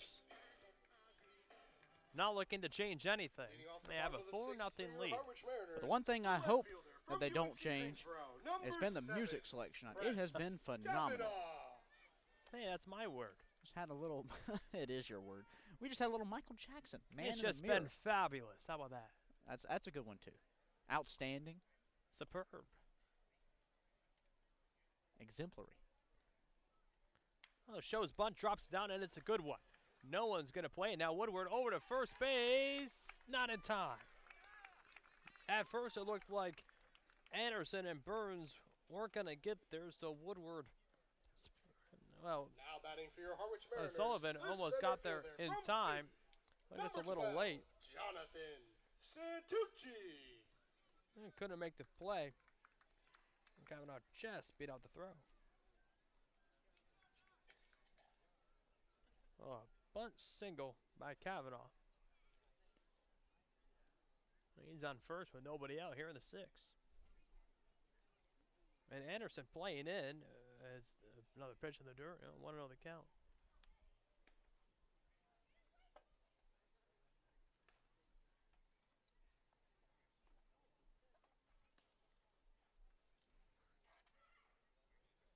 Kavanaugh on first with nobody out here in the 6th. Sullivan set. Out of the stretch for the first time tonight. Deals a pitch outside. Breaking ball. 2-0 the count.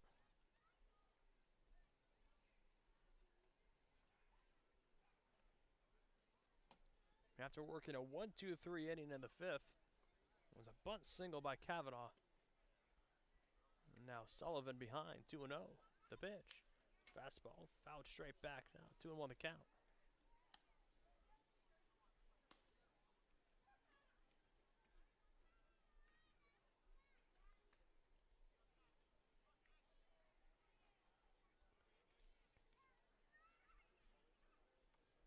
Anderson still playing a little in over there at third. Graham holding Kavanaugh on, and between Fabian and Hauslinger, the middle infielders, looking to turn 2. Runner goes, a 2-1 pitch, the throw down to Burns to Fabian, in time to get Kavanaugh. We say it almost every single night, do not run on Peter Burns.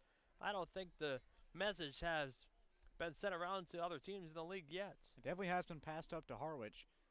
Peter Burns, one of the best defensive catchers, not just in this league, but in the country. And that's why we could see his name called in next week's big league draft.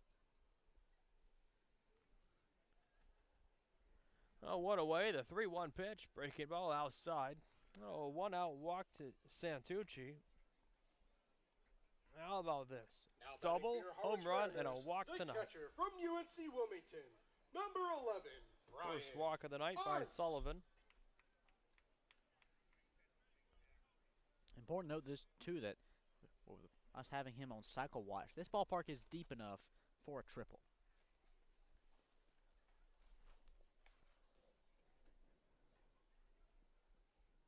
Sullivan eyeing Santucci on over there at first.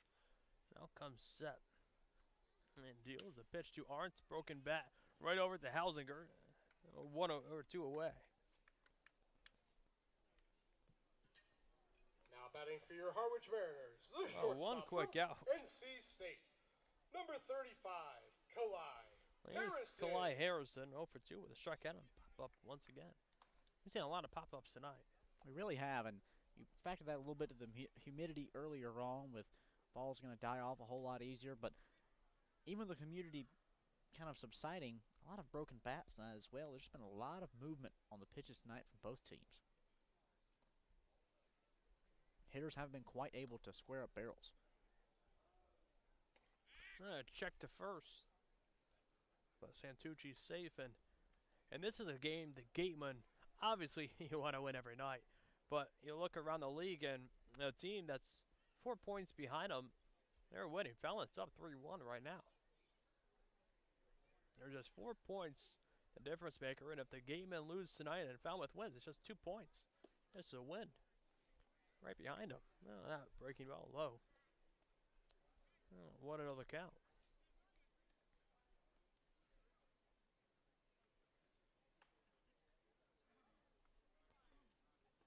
Santucci on first, 2 outs. Here on the bottom of the 6th, the Gatemen trail by 4. 1-0. Fastball high. 2-0 the count.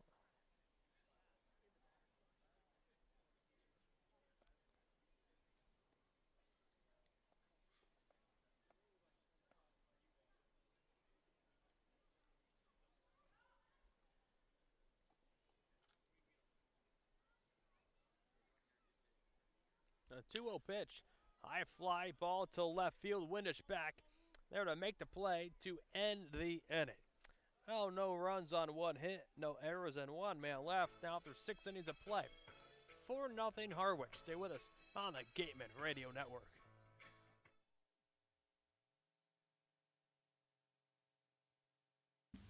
Tom and Jean Yockey were passionate about the game of baseball.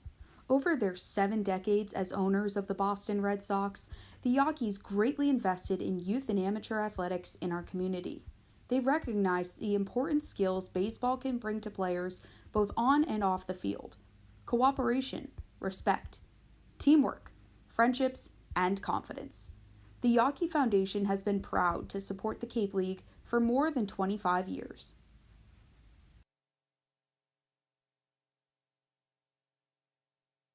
Joanne Stevenson with Berkshire Hathaway and Robert Paul Properties brings over 21 years of real estate experience to the South Shore and Cape Cod area.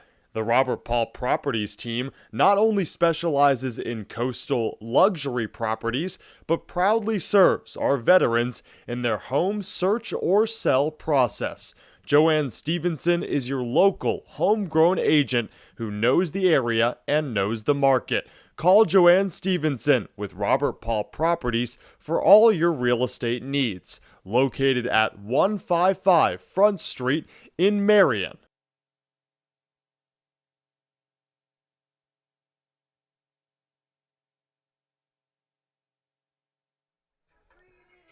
Top of the 7th. Gateman up. It's Max Anderson, Kellum Clark, and Jack Hausinger looking to get something going. And Probst back on there for his 7th inning of work. How about that? And why wouldn't you send him back out? Probst has been electric tonight, totaling 5 strikeouts. He's walked just 2 batters and allowed just 2 hits to the Gatemen through the previous 6 innings. The Gatemen had a hit to lead off the ball game. Alan Roden, a single in the 1st, and then Anderson, the man at the plate now, single to lead off the 4th. Outside of that, the Gatemen have been retired in order. Well, it was Luke Beneke. Getting hot once again in the pen. He's been hot for about an inning and a half now. That one lined right to left field for his second hit of the night. Max Anderson on first. He's 2 for 3 tonight. A great response from Anderson, a player who went 0 for 5 in last night's loss to Katuitt. Steps up right back in the role that he found great comfort in during his 13-game hitting streak over the last couple games that ended just 3 days ago. Yet again, another multi-hit game. That's his 9th of the summer. Here's Callum Clark. Popped up in the second and grounded into a double play in the fourth.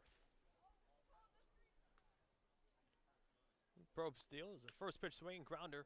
Right foul down the first base side.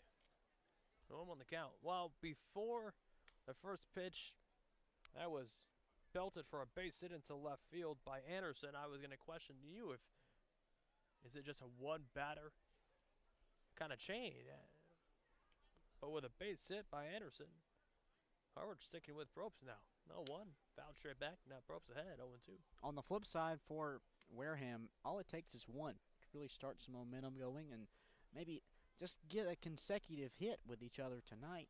You look back last night, the Gateman had 5 hits but stranded 11 base runners. They worked their way on the base paths by drawing 5 walks. They've got to be more patient at the plate and right on the right pitch. 0-2 to Clark outside on the slider. That was Probst's 78th pitch of the night. No, and right on base. 1-2. Cut on and miss. Foul tipped right into the glove of Arns. 1 down here in the 7th. And that's Probst's 6th strikeout of the night. The second baseman from Xavier, number 10, Jack Hausinger. Well, here's Hausinger. Walked in the second and grounded out in the 4th.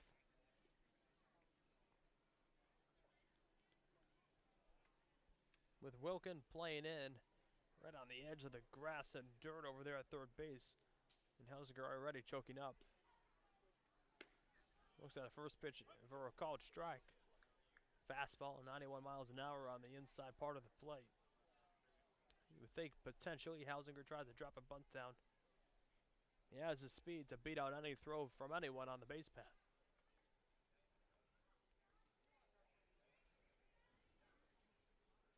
Anderson on first, 1 down here in the 7th. Breaking ball low. Evens up the count now, 1-1.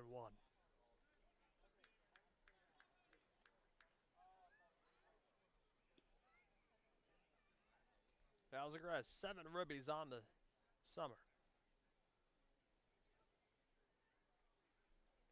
1-1 pitch, high. Another fastball. Well, 2-1 the count. Probst has yet to have a mound visit as well, Alex. He has just been cruising here tonight, his first start of the summer. Just 5 base runners allowed through 7 innings. 2-1 pitch, cut on and miss.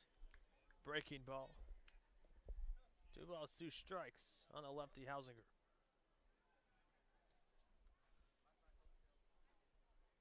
Now we'll see if the Gateman try to do a hit and run here. On a 2-strike approach.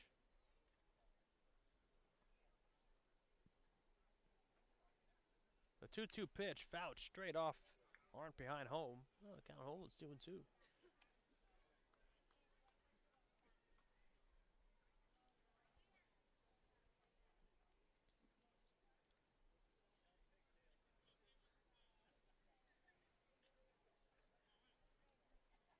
A great crowd on hand, as Cade alluded to earlier, for a great baseball game. 2-2 to Hausinger. Popped up out of play.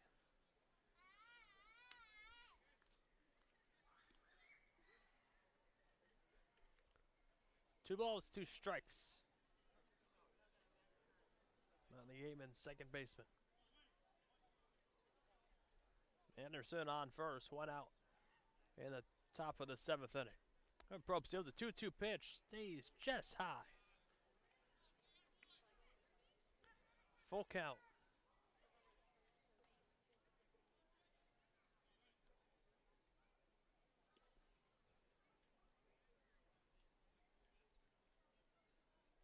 Probst comes set at the waist. A payoff pitch to Hausinger, fouled away. Right off the concession stand. We'll do the 3-2 again.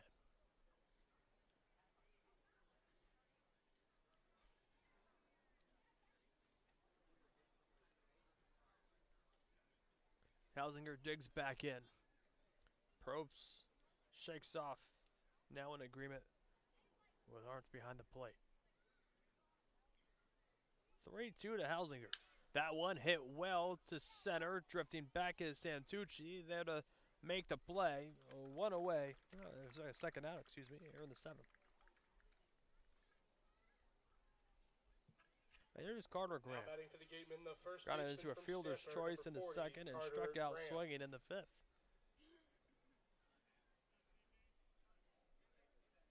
Well, that will do it for Zane Probst. We won't do his final line because he is responsible for Max Anderson on first.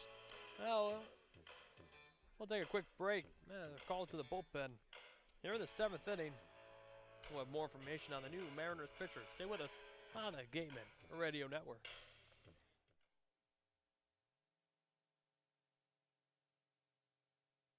Finding a good personal injury attorney is very difficult. If you or your family member have been involved in an accident, hurt at work, suffered a slip and fall, or have been injured due to negligence of someone else, contact the lawyers at Reedy, Kiernan, and McNally, LLP today.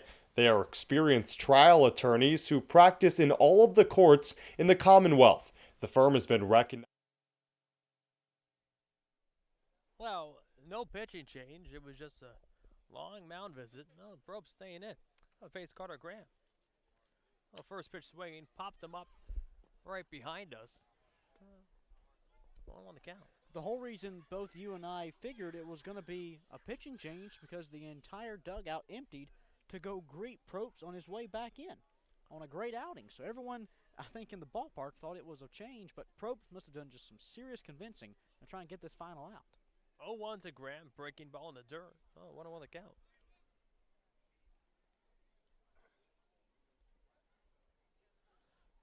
A righty-righty matchup, it would make sense to bring in Beneke here. Yeah, you're right. I think Probst just convinced his way to stay in the game, and why not? Only allowed 6 base runners tonight. That one hit well to right, drifting back is Seidel to make the play to end the inning. Well, now the night for Probst is complete, who is greeted by the whole entire Mariners team, and congratulations on what a performance tonight. So after the 6.5 of play, it's still a 4-0 Gateman lead. Stay with us. Yeah, on the Gateman Broadcast Network.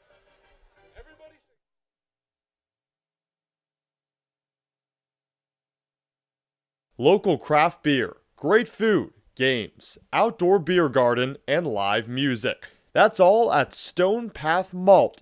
Better malt, better beer. Conveniently located across from Wareham Crossing in the West Wareham Industrial Park. Check them out.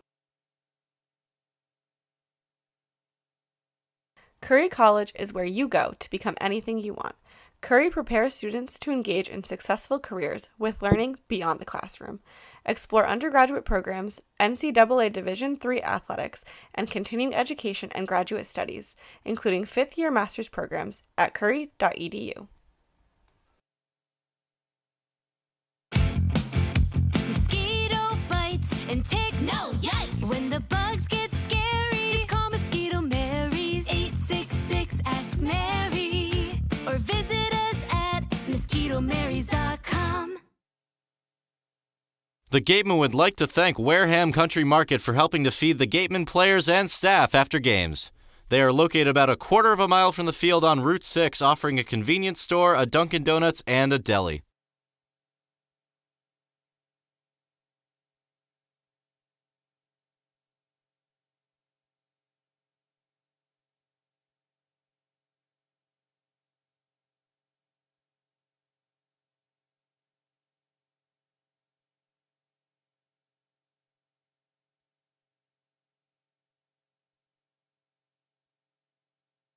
baseman from Kansas State, number 6, Nick Goodwin. Now we go to the bottom of the 7th.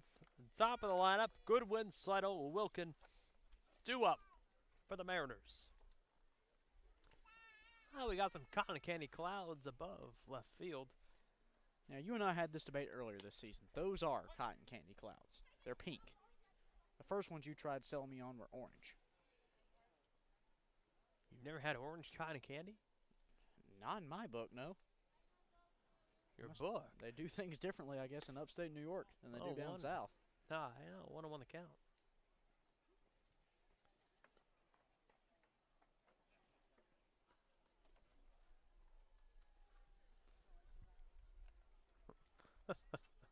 Oh, 1-1.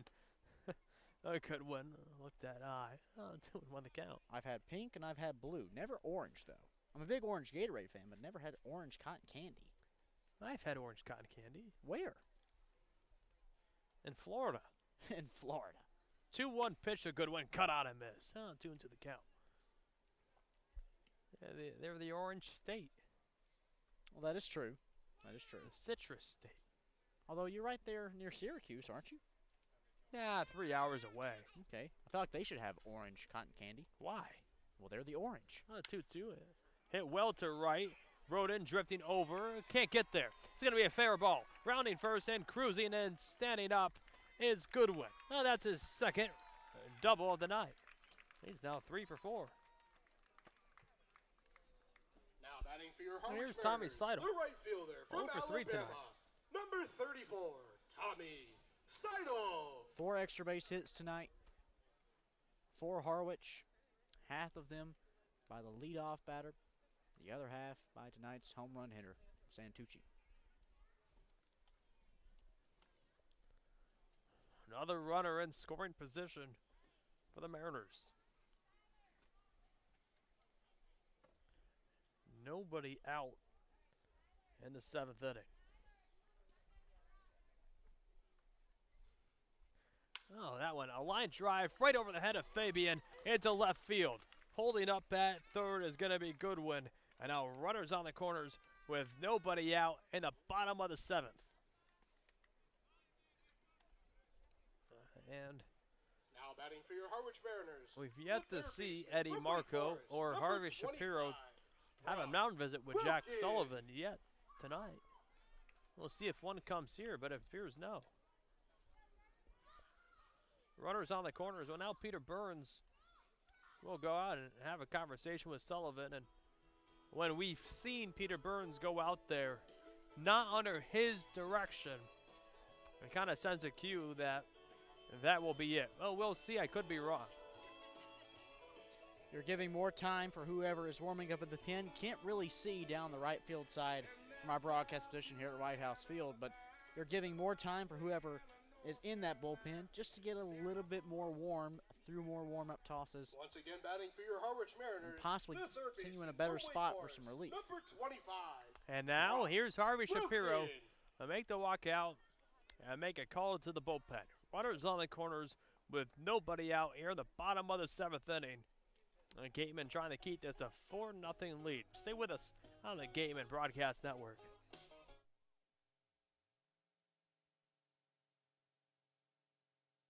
We appreciate and thank the sponsors who support the Cape League and the 10 teams. Our corporate sponsors are the financial backbone of the league. It is with their support that we are able to preserve our long-standing tradition of providing the best family entertainment here on Cape Cod, free of charge. On behalf of the 9 other teams, the Wareham Gateman, league officers, and the entire Cape League family, we would like to announce and thank our 2022 corporate sponsors. With much appreciation, we recognize the Yawkey Foundation, Gibson Sotheby's, Curry College, the 99 Restaurants, Coca-Cola Bottling of Cape Cod, Badger Sport, Zephyr Hats, Cape Cod 5 Cents Saving Bank, Milton Cat, Mosquito Marys, Massachusetts State Lottery. We will be back to you in the next inning for the second half of this outstanding list of loyal sponsors.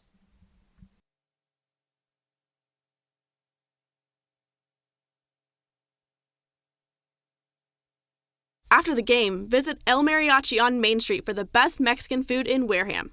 The cantina provides a delicious late-night snack accompanied by fun cocktails.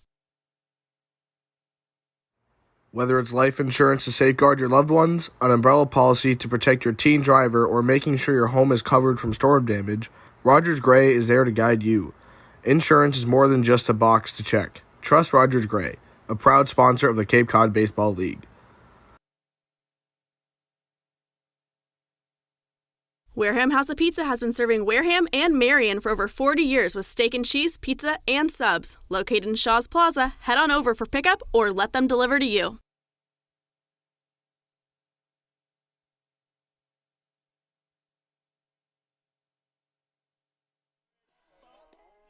Back in the bottom of the 7th inning. So far, Harwich has put runners now at first and third base with still no outs, and the call of the bullpen was made for Wyatt Hudipole. The Kentucky right-hander makes his 8th appearance of the summer, a 4.26 ERA with an 0-1 record across 12 2/3, 10 walks to 7 strikeouts. And back to you, Alex Feuz. Now in a big spot, runners on the corners and nobody out in the bottom of the 7th.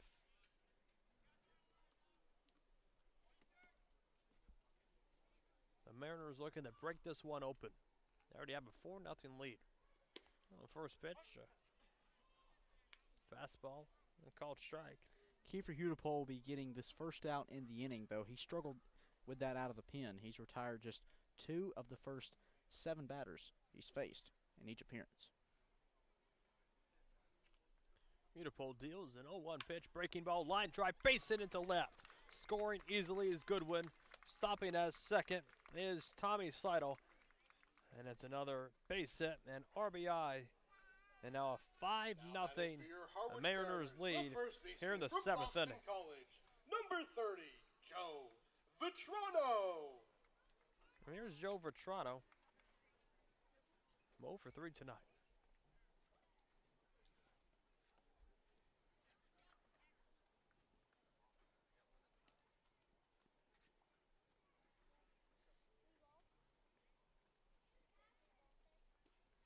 Hudipole eyeing Seidel on, who's dancing over there at second base, and the pitch gets away from Burns, taking third and second, both Seidel and Wilkin, and still nobody out here in the 7th inning.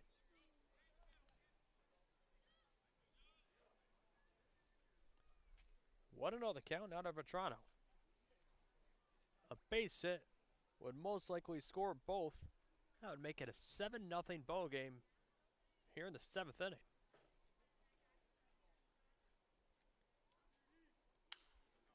Fastball fouled away. 1-1 the count.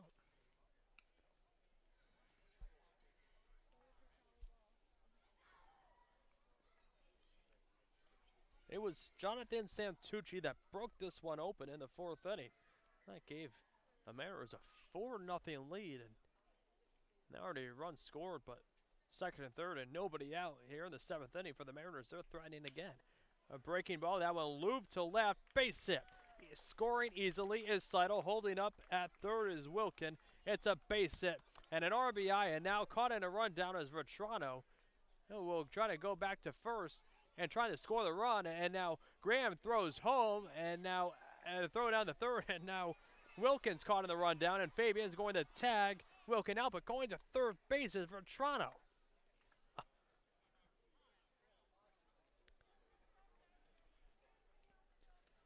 Here you go for your scores at home. That's going to be an RBI single with a 7-5, 3-2, 6 put out on the third base line. You got all that? No.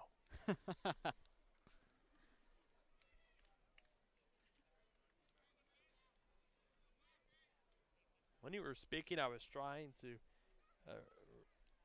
recalculate in my head of what just happened. We've had 3 different rundowns all happened at the one moment in time. Oh, breaking ball inside the Stokely. 7-5, 3-2, 6 put out. Well, the key part is they got Wilkin out, but going to third base is Vitrano. 1-0. Breaking ball low. 2-0 the count. Well, they did get 1 out. That's the key.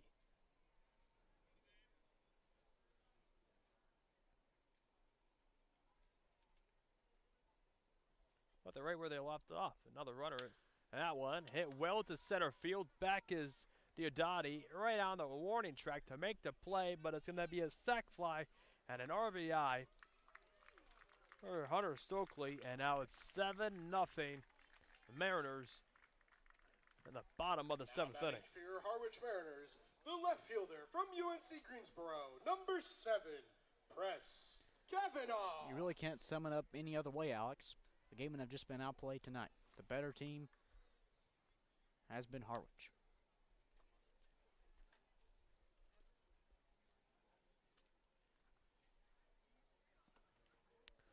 Oh, that clears a base pass for a breaking ball strike. Won the count to Kavanaugh.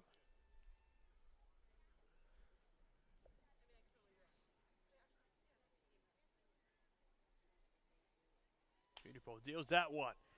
A high fly ball to right field, Roden, and can't get there. It's going to be a fair ball. And the corner, and standing up on second base is Kavanaugh. It was 2 for 3 tonight. Now batting for your Harwich Mariners, the center fielder from Duke. Make that 11 hits for the Mariners this evening to the Gatemen's 3.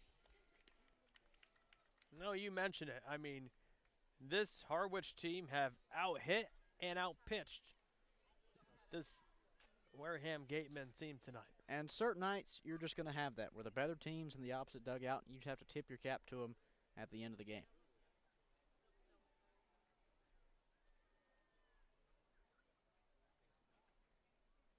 Beautiful deals, breaking ball low. 1-0 the count. However, the optimist in me, we've seen crazy comebacks this summer between other teams around the league. The Gatemen nearly had one a few weeks back in June, a 5-run ninth. 1-0 pitch, breaking ball low. 2-0 the count.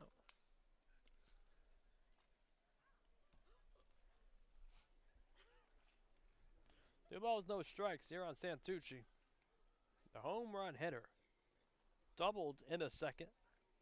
Homer in the fourth and a walk in the sixth. Beautiful. Send deals a 2-0 low. 3-0 the count.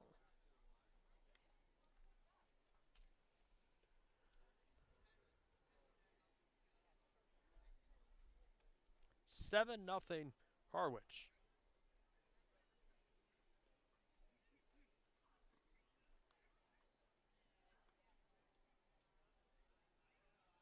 Beautiful deals a 3-0. High pop up in the infield. Anderson calling everyone off there to make the play and end the inning. Well, it's a 3-run inning for the Mariners offense as they now lead 7-0. We go to the top of the 8th inning. Stay with us on the Gateman Broadcast Network.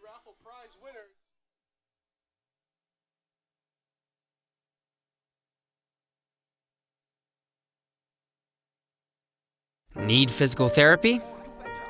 Select Physical Therapy works directly with you and your physician to create a plan of care that meets your goals and needs, with 6 locations on Cape Cod and more across the country.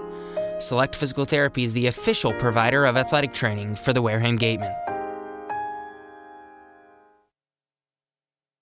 Reed Custom Soils is New England's leading provider of lightweight planting soil for green roof installations and is the exclusive New England supplier of stabilized stone dust. Reed Custom Soils services over 300 golf courses and provides unique blends to fit your needs, all by experienced precision blenders.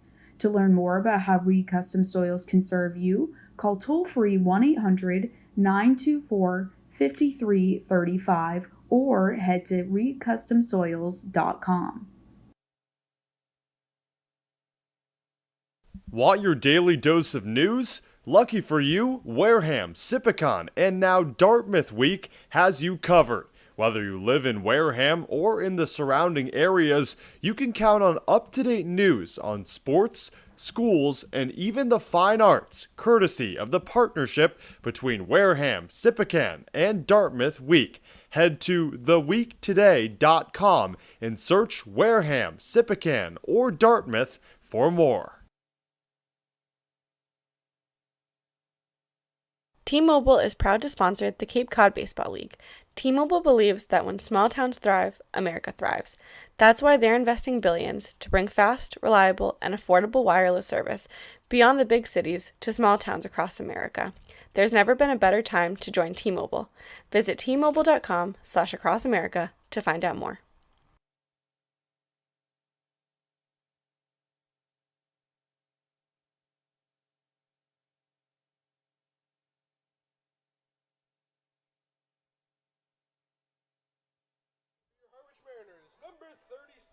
Top of the eighth we go, and joining us in the booth is the one and only Claire Foley, our sideline reporter this summer.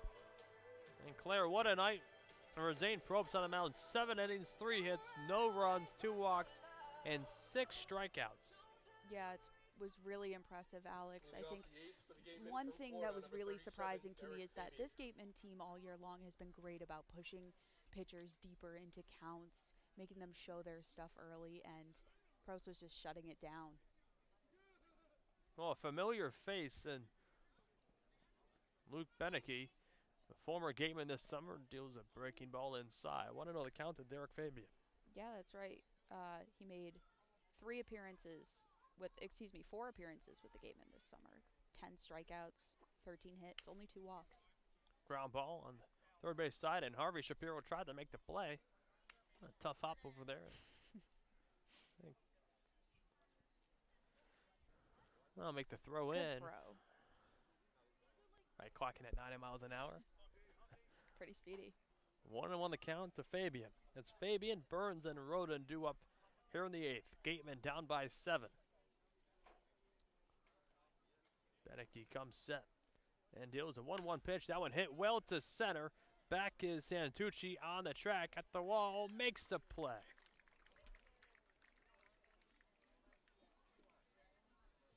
Now, the one thing about Luke Beneke being on the mound that might be to the advantage of this Gateman team is that he's been prone to the home run hit so far this summer, so maybe a chance for the Gateman to get on the board tonight, avoid a shutout.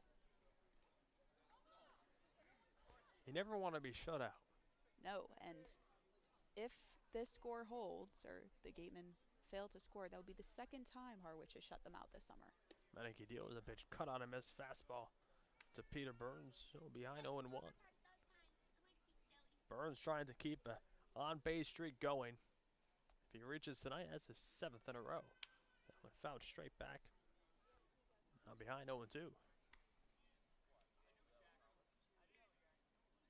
Nobody on, 1 away in the top of the 8th inning.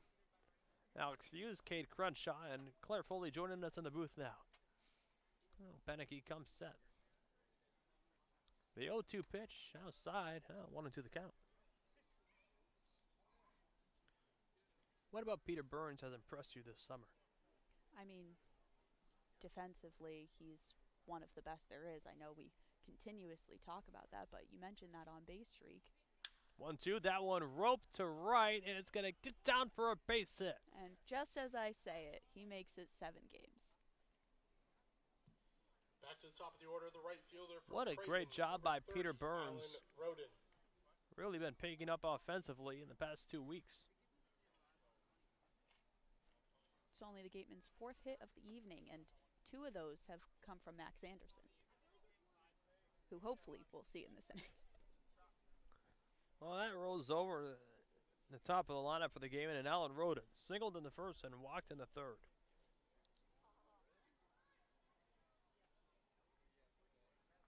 Beneke deals a breaking ball in the dirt. A good stop there from Arnott. 1-0 the count. First time we've seen Roden lead off for the Gateman this summer.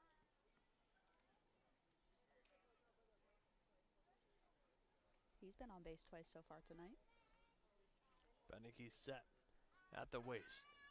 Kicks in, deals a 1-0 pitch, breaking ball. Fouled right near the Mariners dugout. 1 ball, 1 strike.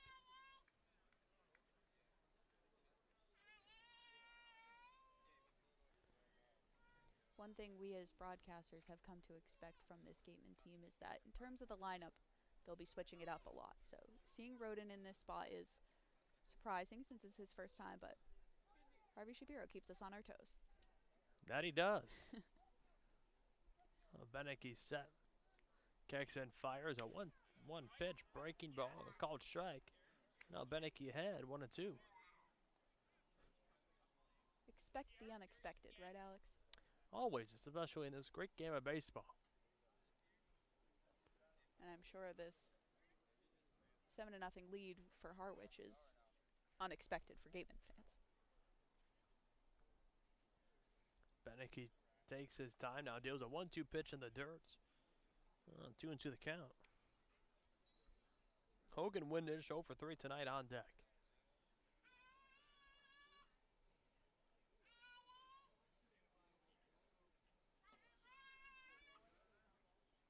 A 6:30 start tonight.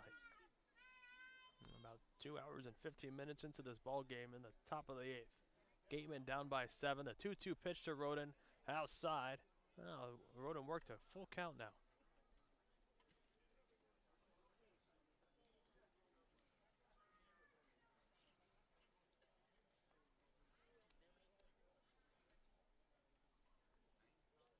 Burns on first. 1 away here in the 8th. Beneke set at the waist. Kicks and fires a payoff pitch. That one roped, just foul on the left field side. Starting to see more typical Gateman behavior out of Roden in this at-bat. It's going to be he just had the 6th pitch of his at-bat. It's going to be the 7th.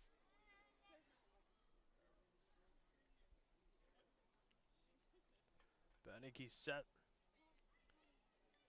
The 3-2 pitch to Roden. High, gets away from Arndt behind home. Now first and second with 1 away, and here's Hogan Windish. Roden's first time in the leadoff spot, but doing the job well. On base 3 times tonight. 2 walks and a base hit. That's what you're looking for from your leadoff guy.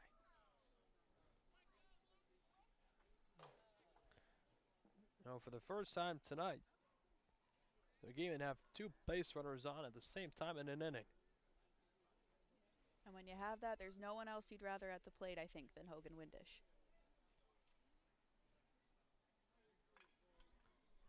Maybe the guy on deck, Owen Diodati or Max Anderson coming after him, but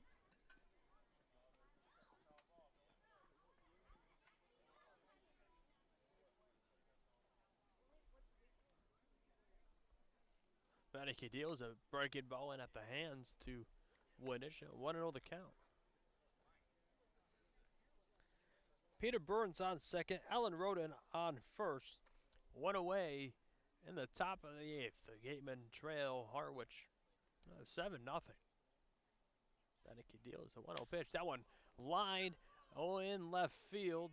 And coming in is Kavanaugh to make the play. 2 away. Now batting for the Gatemen, the center fielder from Oregon, number 14. Heard you and Cade talking about all those fly balls we've seen tonight earlier on the broadcast, and another one there. Just seemed to be hanging. Now 2 away. Here's Owen Diodati.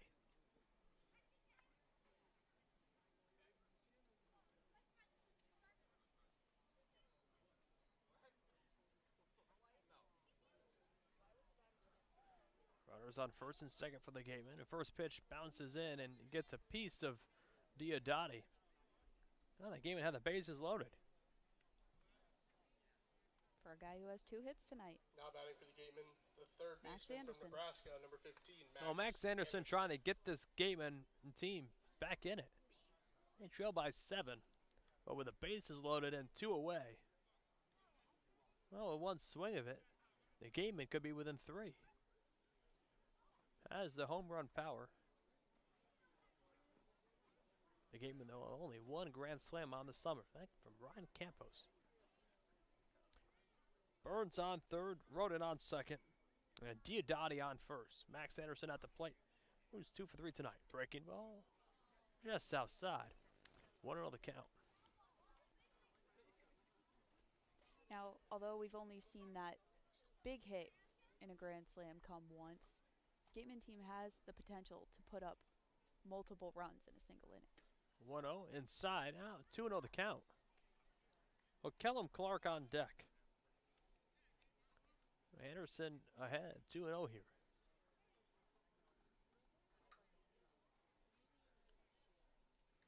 Beneke deals a 2-0 pitch. A chopper over to third. And Wilkin will throw on to second in time to end the inning. And the Gateman lead. The bases loaded here in the 8th. Head to the bottom of the 8th inning. It's still a 7-0 Mariners lead. Stay with us on the Gateman Radio Network.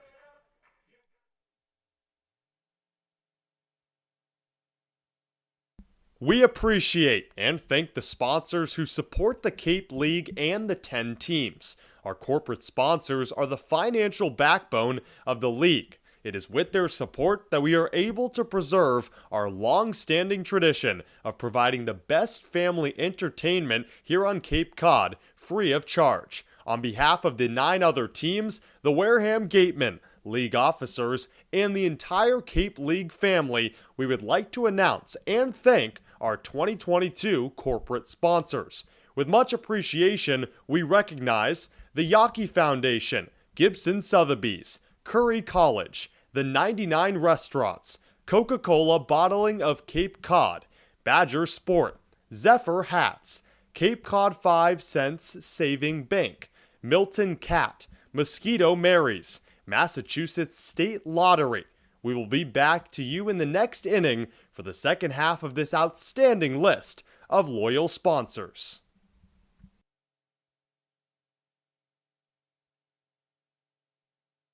Soft as a Grape has 10 retail locations on Cape Cod. So even when you're cheering on your Gateman at any away games, stop into a Soft as a Grape store for the best Cape Cod products.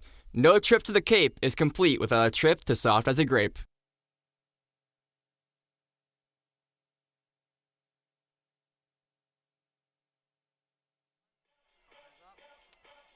Bottom of the 8th here from White House Field. Alex Feuz, Cade Crenshaw, and Claire Foley still with us here in the booth. It's Brian Arntz, Khalil Harrison, and Nick Goodwin due up for the Mariners. Unipole back on the mound, but Claire, let's just touch on Jacob Cravy's start last night. Unbelievable, huh? He had 8 strikeouts. That doubled his previous season high in a single game. First pitch high. Earlier tonight, I went over to the bullpen and I talked to him about that start. I asked him how it felt in comparison to other starts he's had, and he said he just felt in more control.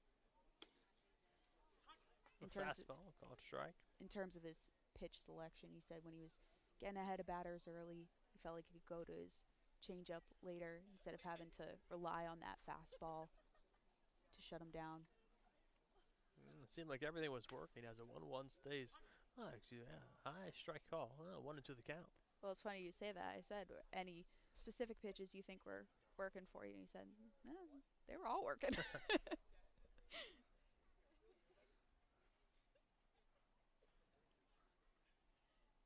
1-2. Ripped foul on the right field side. Count holds 1-2. But he did mention specifically he thought his curve was particularly on last night.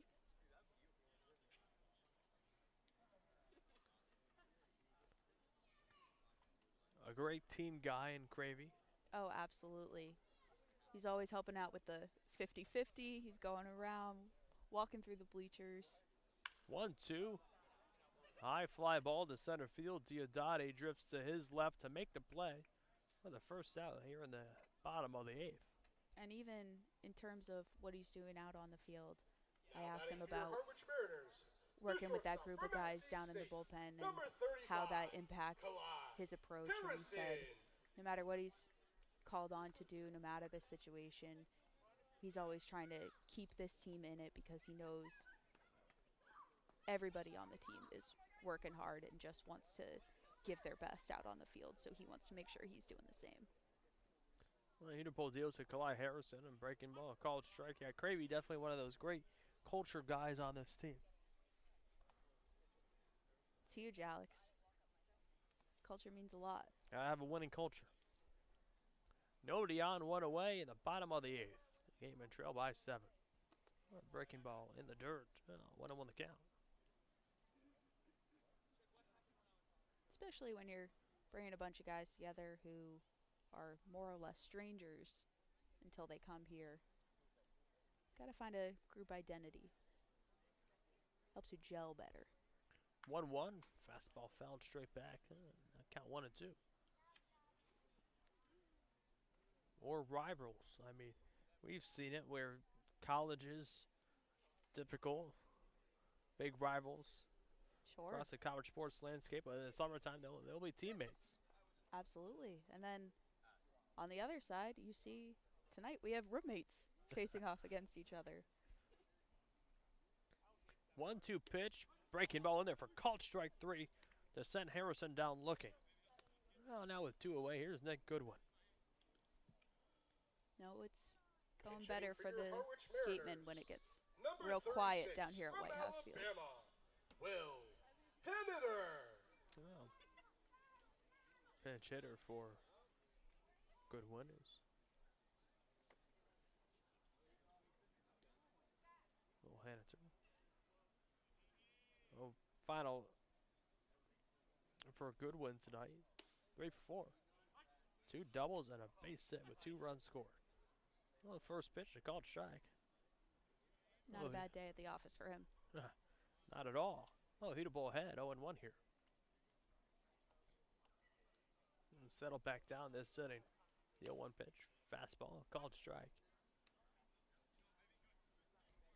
Halter behind, 0-2.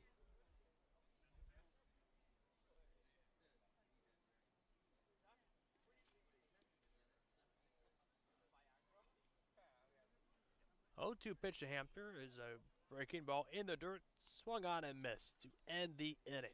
Now we go to the top of the 9th. It's a 7-0 Harwich lead. Stay with us on the Gateman Broadcast Network.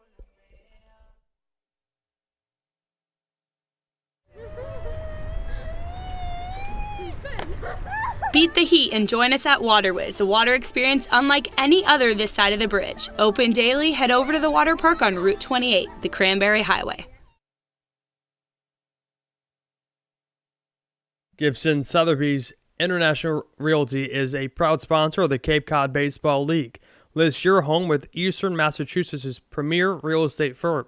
Don't just get it on the market, get it the attention it deserves. Each office is independently owned and operated. Sotheby's International Realty is a registered trademark. With competitive pay, state-of-the-art facilities, and opportunities in service, sales, accounting, HR, marketing, IT, and more, a job at Milton Cat, the Northeast Caterpillar dealer, is more than a career choice. It's a choice career. Visit miltoncat.com/careers to join their growing team.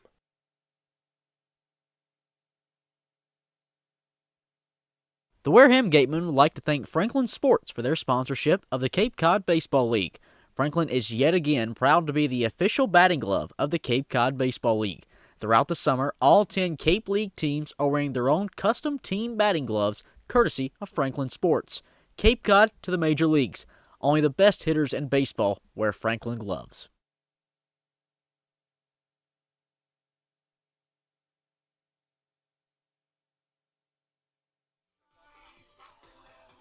Top of the 9th, we go from White House Field. Alex Feuz, Cade Crenshaw, and the great Claire Foley with you. It's Kellum Clark, Jack Hausinger, and Carter Graham due up in the 9th to face off against their former teammate once again, and Luke Beneke.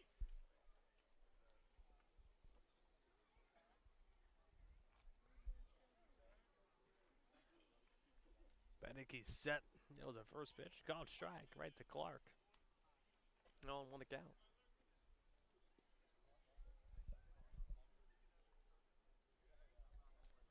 Well, still a good hand. A good crowd on hand here tonight. Staying through this game. That one roped to center. That will drop for a base hit. Oh, Kellum Clark gets his first hit of the night. Comes in the top of the 9th inning. Here's Jack Now Hausinger. batting for the Gateman, the second baseman from Xavier, number 10, Jack Hausinger. The Gateman just trying to show some type of an offensive spark before the night's over. You don't want to leave a 0, of course, in the runs column. You want to at least plate 1 across. So battle here in the ninth and just see what happens. Well, like Claire said, this Harwich team has already shut out this Gateman offense, and I believe that'll be the first time this summer that one team has shut out the Gateman twice. That one, a deep drive to right, back is Seidel on the track, there to make the play, 1 away. Yeah, the only other shutout that comes to my mind was in the first week of the season when Orleans won 2-0 at Eldridge Park. Gatemen have not been shut out very often.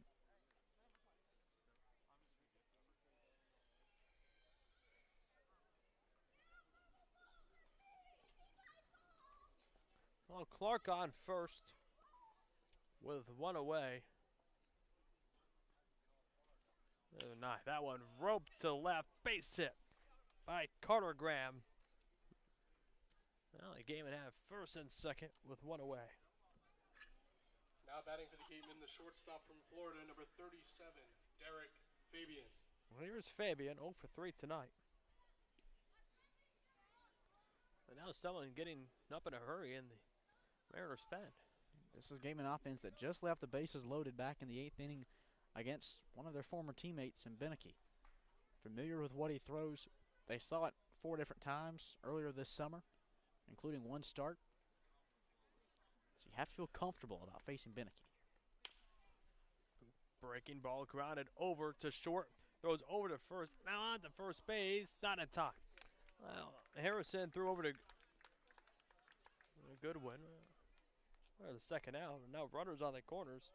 Now Field the short's Gateman, ground the out. catcher from Boston College, number 16, Peter Burns. Well, here's Peter Burns, set a base hit, and the last time up in the 8th. Just trying to put up a run on the board for the Gatemen tonight. The on-base streak extended to 7 games for Burnsy.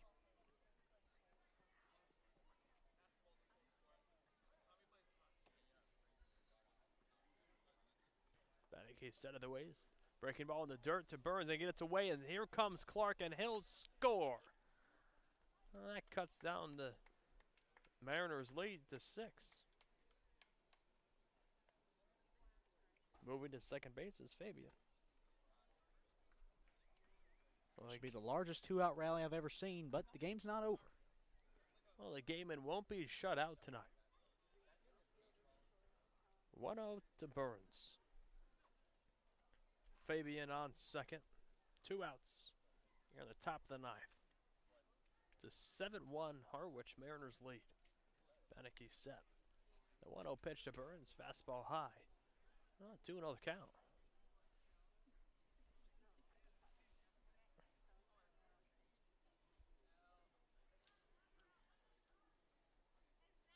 Gateman being out hit 11-6 tonight.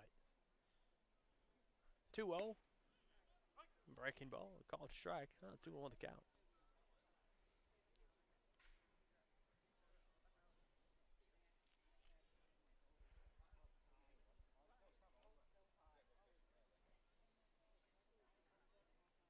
Beneke set. A 2-1 to Burns, stays high. Now 3-1 the count.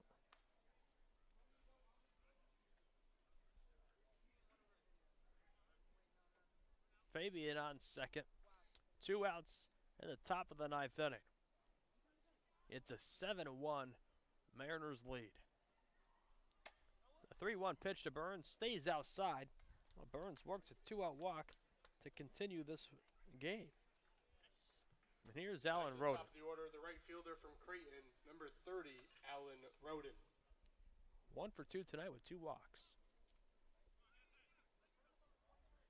And now the bullpen for Harwich has been emptied. This is Beneke's ball game to finish. Everyone else in the Mariners dugout on third base side. Well, Beneke has a 6-run lead to work with 2 outs on the top of the 9th inning. Breaking ball, called strike to Roden. He singled in the first, walked in the third, flew out in the 6th, and walked again in the 8th. An on-base machine tonight.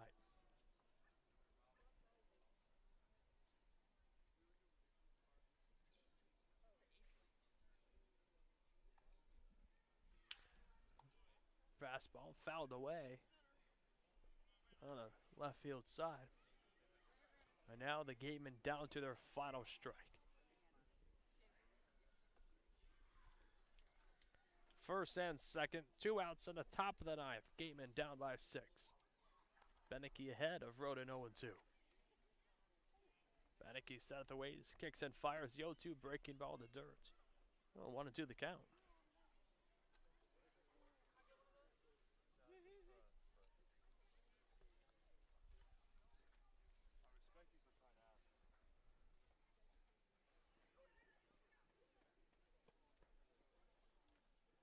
Beneke in agreement from Hart behind home. The 1-2 pitch, breaking ball fouled away, and staying alive is Roden, and so is this Gateman team.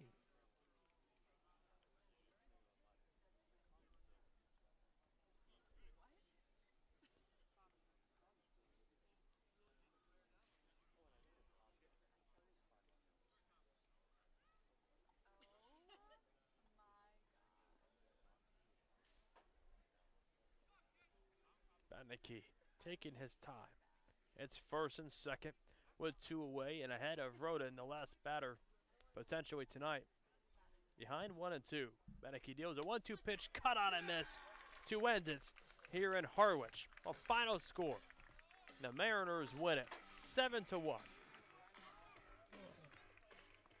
Final line tonight. Harwich over the Gatemen 7-1. They were out hit 11-6. Now, the updated records, the Gatemen now go to 11, 14, and 4. Well, that will do it here live from White House Field for Cade Crenshaw, Claire Foley, Alex Feuz saying so long. The Gatemen host Hyannis at 5 p.m. tomorrow at Spillane Field. Well, in the words of Billy Joel, life is full of hello and goodbyes, and unfortunately it's time to say goodbye once again. Have a great night, and we will see you tomorrow.